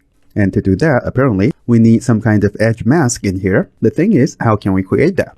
Well, to get hold of the edges of this noise texture, a commonly used technique is we run this value through another noise texture. What do I mean by that? So I'm going to run mouse button click to create another texture sample node. And for the texture that I'm going to use in here, it's going to be another noise texture, and it needs to have some specific properties, so it needs to be blurry. So I'm going to type in low res, blurred, and you can see it's right there.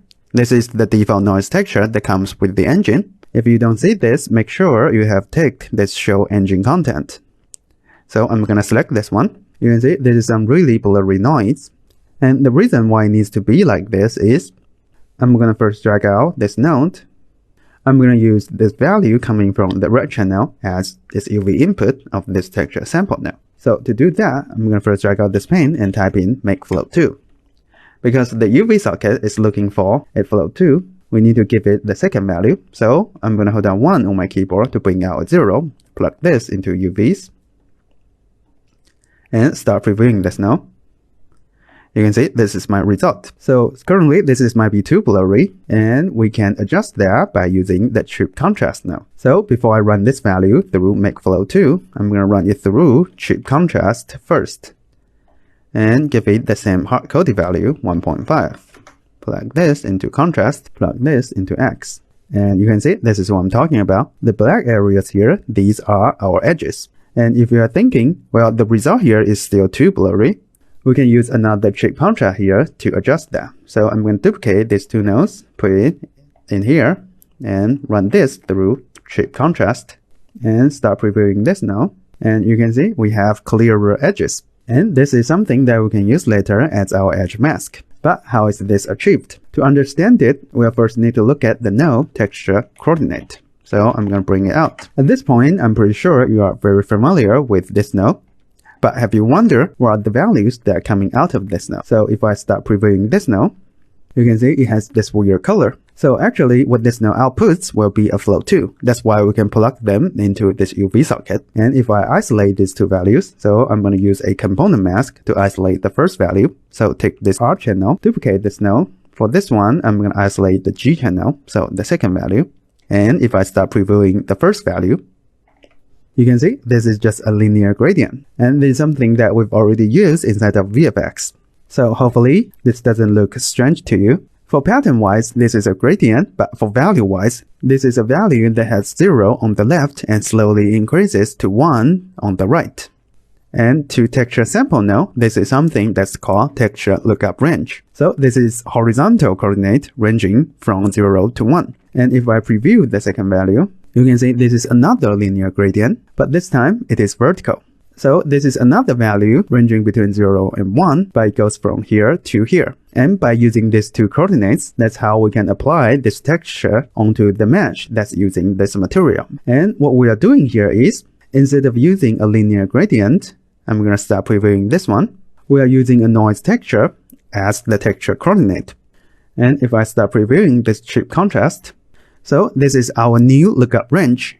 And this coordinate here determines how this noise texture is going to be displayed. That's why in here we need to use some kind of blurry noise. I'm going to duplicate this texture sample node in here and start previewing it. So feel free to try out different noise textures in here and feel free to dig in to see what this texture coordinate node is doing. After that, you should understand this better. Alright, I'm going to start previewing it. Now that we know this technique, the actual value that we're going to plug into this make flow 2 will be the value that's going through this opacity mask. The reason for that is we are using a parameter to control the noise pattern in here because this is a changing value. These changes need to be applied to the texture sample node as well. For that, I'm going to delete these two nodes and move this node back. I'm going to cache the result of this, so drag out this pin, use a name reroute now. I'm going to call this cached opacity mask input and move to here. I'm going to use that cached node in here, plug this into X. And if I go to this chip contrast now and start previewing this one, you can see these are the edges. But currently, this is still not something we can use. For the edges, they are having a value of 0, but we want quite the opposite. We want them to have a value of 1 and want these band parts to have a value of 0. And we can easily flip them. So I'm going to drag out this pin, use a saturation node to clamp the value between 0 and 1. Then use a 1 minus node to flip it.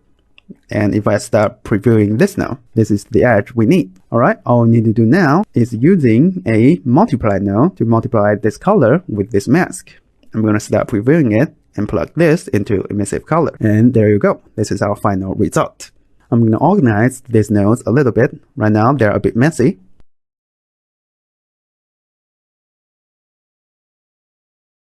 Alright, I'm going to click apply and go back to my level. Now, if I increase this dissolve amount, you can see I'm only applying the colors to the edges. And when the value reaches 1, we get totally transparent sphere. But we have another issue, and that is this mesh itself is still emitting light. And that really isn't something we want, because this completely breaks these effects. To get rid of this issue, we can use an if node in here. So go back to this material, and move this node out a little bit, move this one to here. So before I plug this value into emissive color, I'm going to do an if check in here. So the if check inside of the material graph is we can compare two floats. And if A is greater than B, the value here will go through to the final output. And same thing applies to the other two conditions. So the value for the socket A, this will be my opacity mask input. And the value inside of socket B, this will be 0. So when the opacity mask, when the value is greater than 0, this value will go through to the emissive color socket. So at this point, this mesh still isn't fully dissolved. But when this value is equal to 0, I want a value of 0 to go through to the emissive color socket. And same thing goes for A less than B. Now if I click apply and go back to my level, you can see that issue is gone. And if I restore this cube, restore this sphere, and we'll have the emissive color back. And if I increase it to 1, we no longer have the same issue. And there's one more thing that I want to show you. So now if I decrease this value to 0, so by having a value of 0 for the dissolve amount, we won't be able to fully restore this sphere. And the reason for that is, after we set up this glow edge color logic, the value that we are subtracting from this noise texture is no longer enough. So originally, we are subtracting a 0.5. Now, the value needs to be higher than this. I'm going to increase it to 0.6 and click apply and go back to my level. You can see that issue is gone. So we need to subtract more values from this noise texture in order to restore this cube. But that brings us another issue. So if I increase the dissolve amount to 1 now, and this is our issue. Because we just subtracted more values, now only having a value of 1 isn't going to fully dissolve this mesh. And to get rid of this issue, we can use the same if logic in here. So go back to my material. Before this value goes into the subtract node, I'm going to run it through an if check. And for the value that it's going to compare with will be 0.95 or 0.99. It really doesn't matter in here. So when this dissolve amount is greater than 0.95, I'm going to add another value to it. And the value will be 0.1. And plug this into A greater than B. So in order to fully dissolve the mesh, this dissolve amount needs to be higher than 1 because we just subtract more values from it. And this one here will make up for that. And when this value is lesser than or equal to this value, the original value will go through to the final output. So plug this into A equal B. I'm going to organize this pin, drag it down to here, and plug this into A less than B, and plug this value into A. Now, if I click apply, go back to my level, you can see that issue is gone. And now if I change the dissolve amount to a low value, I can restore this mesh. And if I slowly increase this value, I can dissolve this mesh. When the value gets to 1, we can fully dissolve the sphere. How cool is that? Alright, let's do a little bit of recap in here. So these are my final nodes that are going through to the opacity mask socket. So we are using a parameter here to control the dissolve amount. And in order to have a value ranging between 0 and 1, these are the extra checks that we do. So if you are still finding this hard to understand, feel free to refer back to the video for help. And after running through this chip contrast, we also cached this value. And later, we use this value as the texture coordinate for this low-res blurred noise. In this way, we can get hold of the edges we want. If you think this is hard to understand, this is related to texture lookup range. So you can first go into the texture coordinate node and study the values inside. Then try out different noise textures in here. You should have a pretty good idea after that. In here, we use another chip contrast node to adjust the edge and flip the result. Use this as the mask and apply this glow color to our edges. And this if check here is just to get rid of the glowing when the opacity mask reaches 0. So feel free to take a reference of this if you need, and don't be afraid to try this out for yourself. If you run into any issues later, you can download the full material that I just created. In the resources dropdown of next lecture, you'll be inside of the material function, and that's something that you can directly drag and drop inside of your material graph to use. Alright, it's time to create this by yourself, and I'll see you in the next lecture.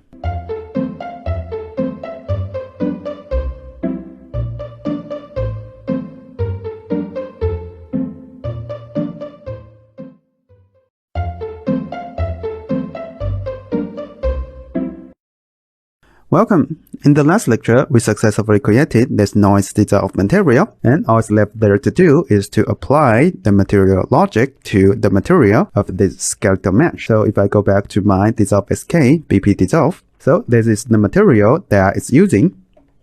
So far, we've only run this dissolve amount through the third temporal AA. And now we just need to change this into the material that we just created. So go back to my noise dissolve example, open this master material. Instead of duplicating all of these nodes to the character material, which is quite messy to do, I'm going to use a material function to do it.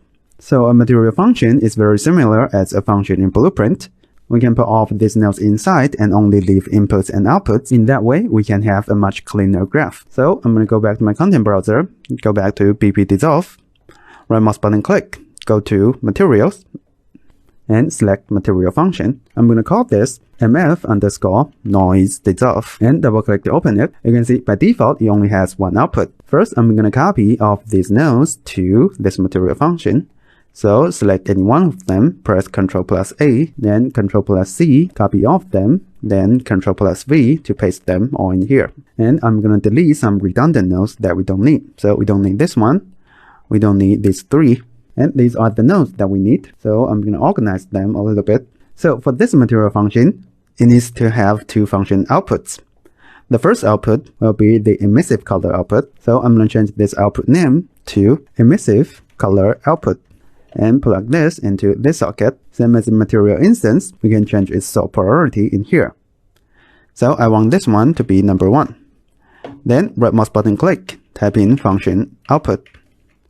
The second output will be the opacity mask output. So I'm going to change this to opacity mask output and plug this into here.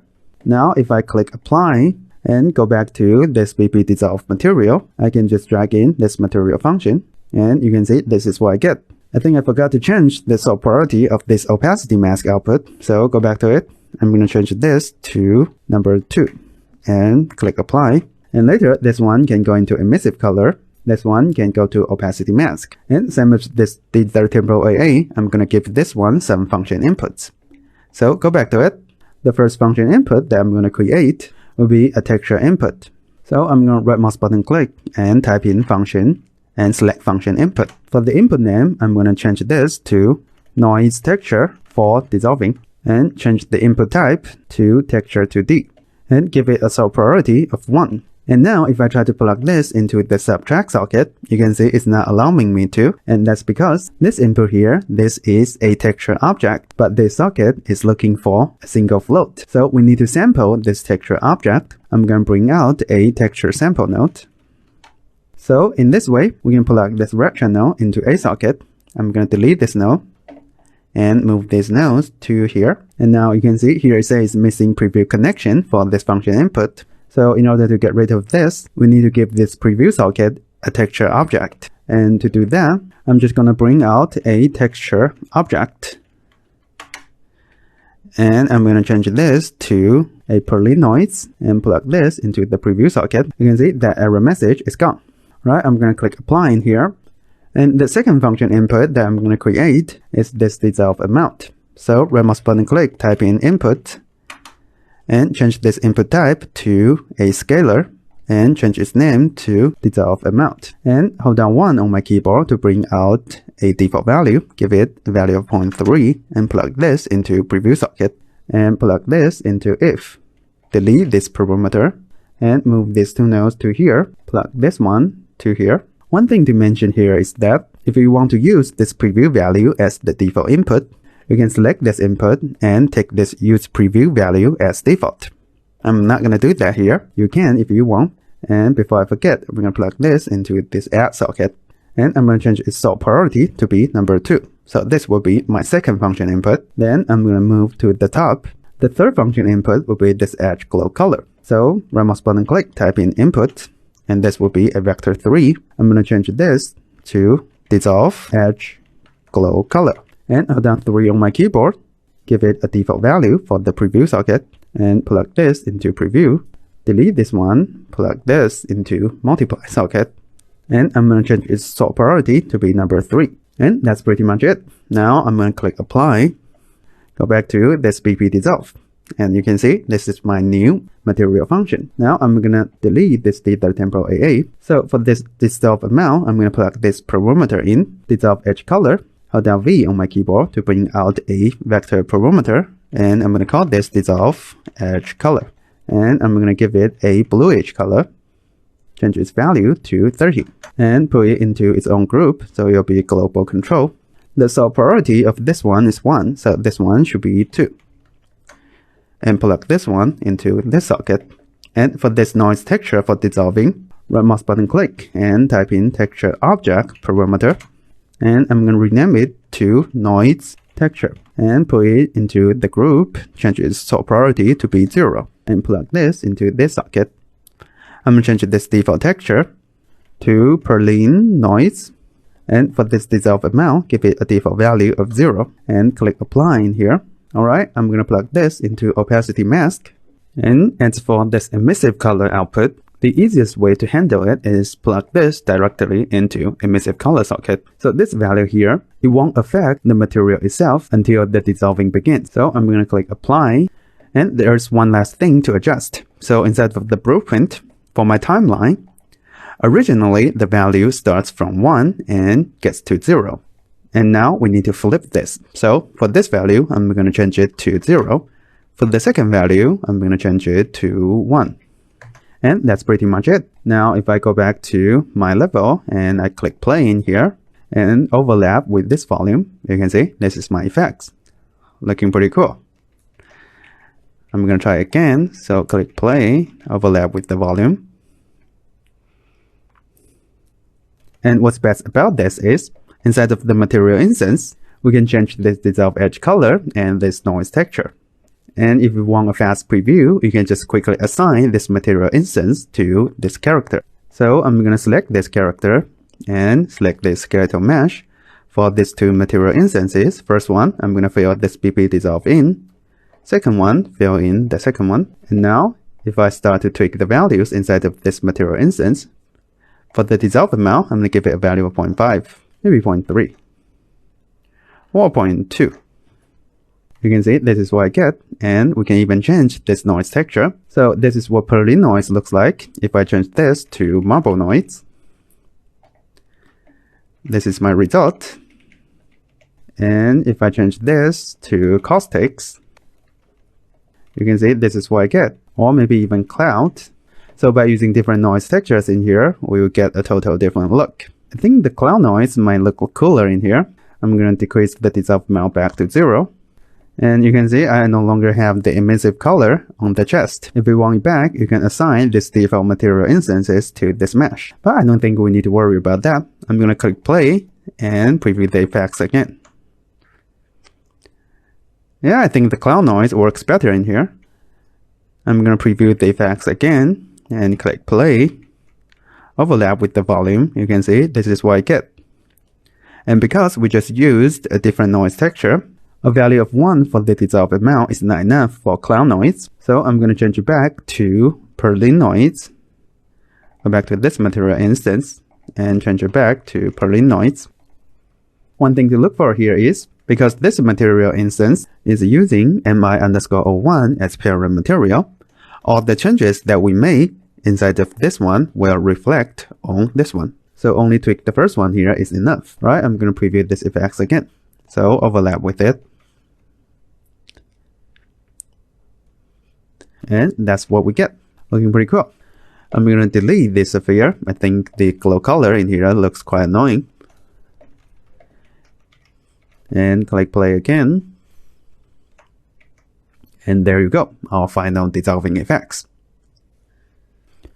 And now, looking back at these effects that we just made, after this one, at this point, congratulations, you can consider yourself as an advanced user for both Niagara and Material. To create an effect like this, we need to understand how particles work, how to create custom Niagara module, how to combine Material effects with the Niagara effects, how to trigger these effects through Blueprint, and you can take this to any direction that you like. Because at this point, you can apply these effects to any skeletal mesh that you like. If you are still having trouble with the material side of things, you can download the material function that I just made in the resources dropdown of this lecture, and there'll be something you can just drag and drop to use. Or you would like to create these effects by yourself. You have all the knowledge and skills you need. So, time for you to finish these effects, and I'll see you in the next lecture.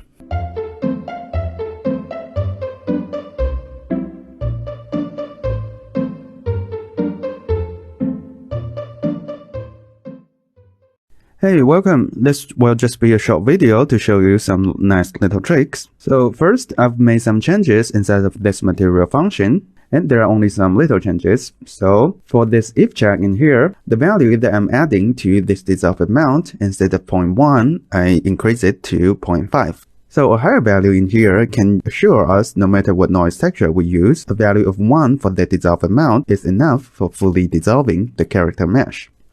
And I also add in another saturate node before this value goes through to the opacity mask, just to be safe in here. And if I go back to my level, you can see for my noise texture, I'm using this T_cloud noise in here. And now if I overlap with this volume, this time a value of 1 should be enough to dissolve this character. So adding some extra values to the dissolved amount can help us to do that. And another trick that I want to show you is, at this point, if we want to preview these effects, we'll need to click play, then overlap with this volume. And if we want to see again, we'll need to exit this mode and click play again. That's kind of a bit of a hassle to do. Is there a way for us to trigger this more easily? The answer is yes. I'm going to go back to my blueprint. So how this effect is triggered is based on this onComponentBegin overlap. So I want to add in another event for this box collision, and that will be onComponentEndOverlap. So when this event happens, I want to restore the character mesh so that the next time we overlap with this box collision, we can dissolve it again. And to do that, we need to be doing the same thing in here. So drag out this other actor pin, cast to default pawn. And once the casting is successful, I'm going to drag this pin to reverse. So this can allow us to reverse the dissolved amount, and in this way we can restore the character mesh. And one important thing that you must do in here, this time instead of play, you need to move this pin to play from start. This will guarantee every time that we overlap with this box collision, the dissolve track will start from the beginning. And this is crucial for triggering this effects multiple times. Alright, I'm going to click compile in here and go back to my level. Now if I overlap with this volume, you can see I can trigger this effects, and when the component end overlap happens, the mesh gets restored. And if I overlap with the volume again, I can trigger this effects again. And when I leave this volume, I can restore the character's mesh. As simple as that. Now previewing becomes much easier to do so. Hey, welcome back. Congratulations on making this far. We've covered quite a lot of stuff in this section.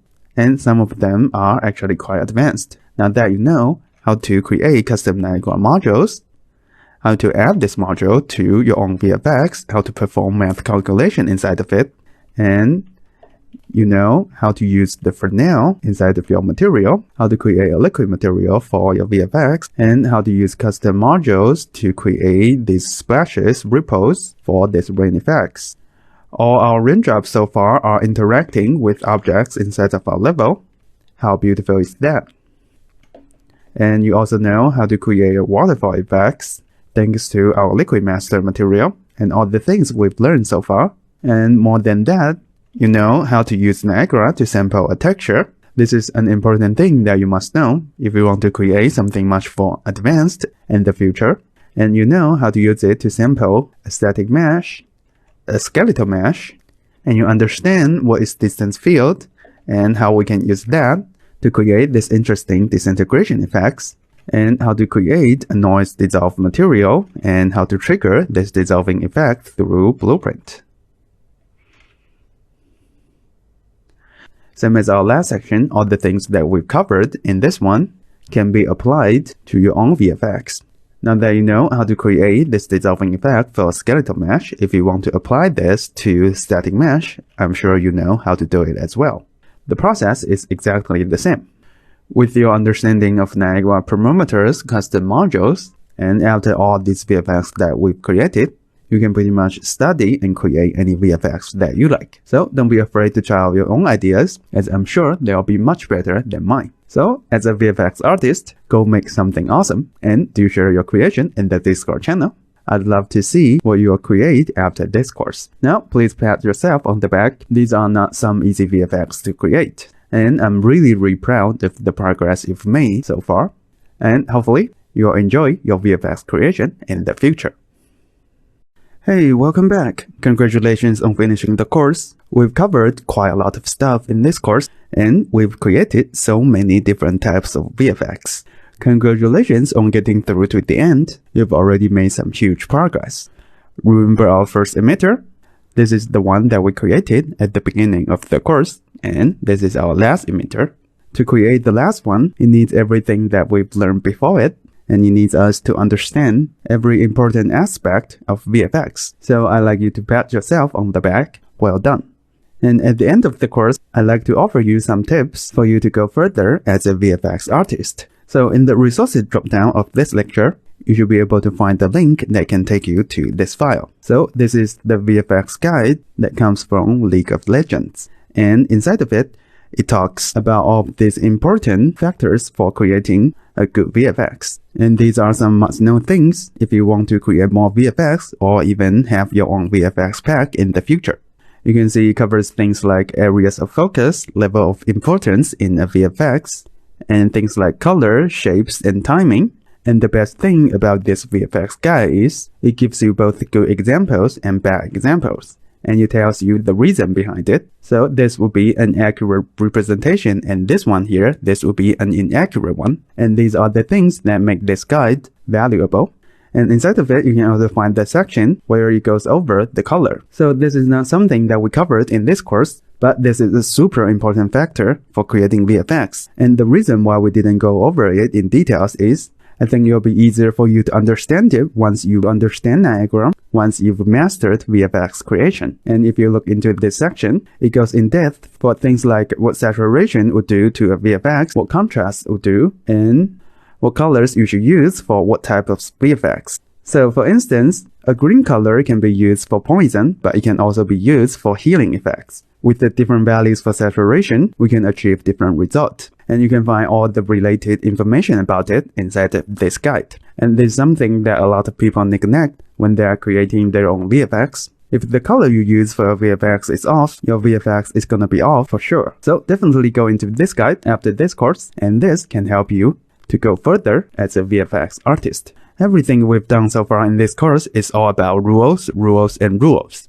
It's all about you can't do this, you can't do that, you should follow this rule, you must do that. And same thing goes for the VFX guide that I just showed you. All of the things that we've done so far is for you to learn the rules like a pro, so you can break them as an artist. In the future, if you'd like to create more VFX and you get stuck somehow, just be patient with it and try to divide your issue into different factors. So is Niagara your bottleneck? Or is it the material that you are having trouble with? Or is it the mesh that you are having difficulties to make? Just try to narrow your issue down into small factors and try to conquer these factors through different solutions. And the most important thing, enjoy the VFX creation and make your own rules for creating them. Alright, thank you for sticking through with me. Thank you for sticking to the end. This has been a great and fun journey, and I hope you feel the same as well. Now, a few more words for my plans next. So currently, I'm working on a one-course solution series. You'll definitely see more courses like this coming from me in the future.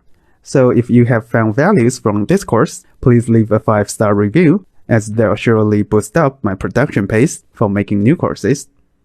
Alright, that's pretty much it. Hopefully, I can see you in my next course.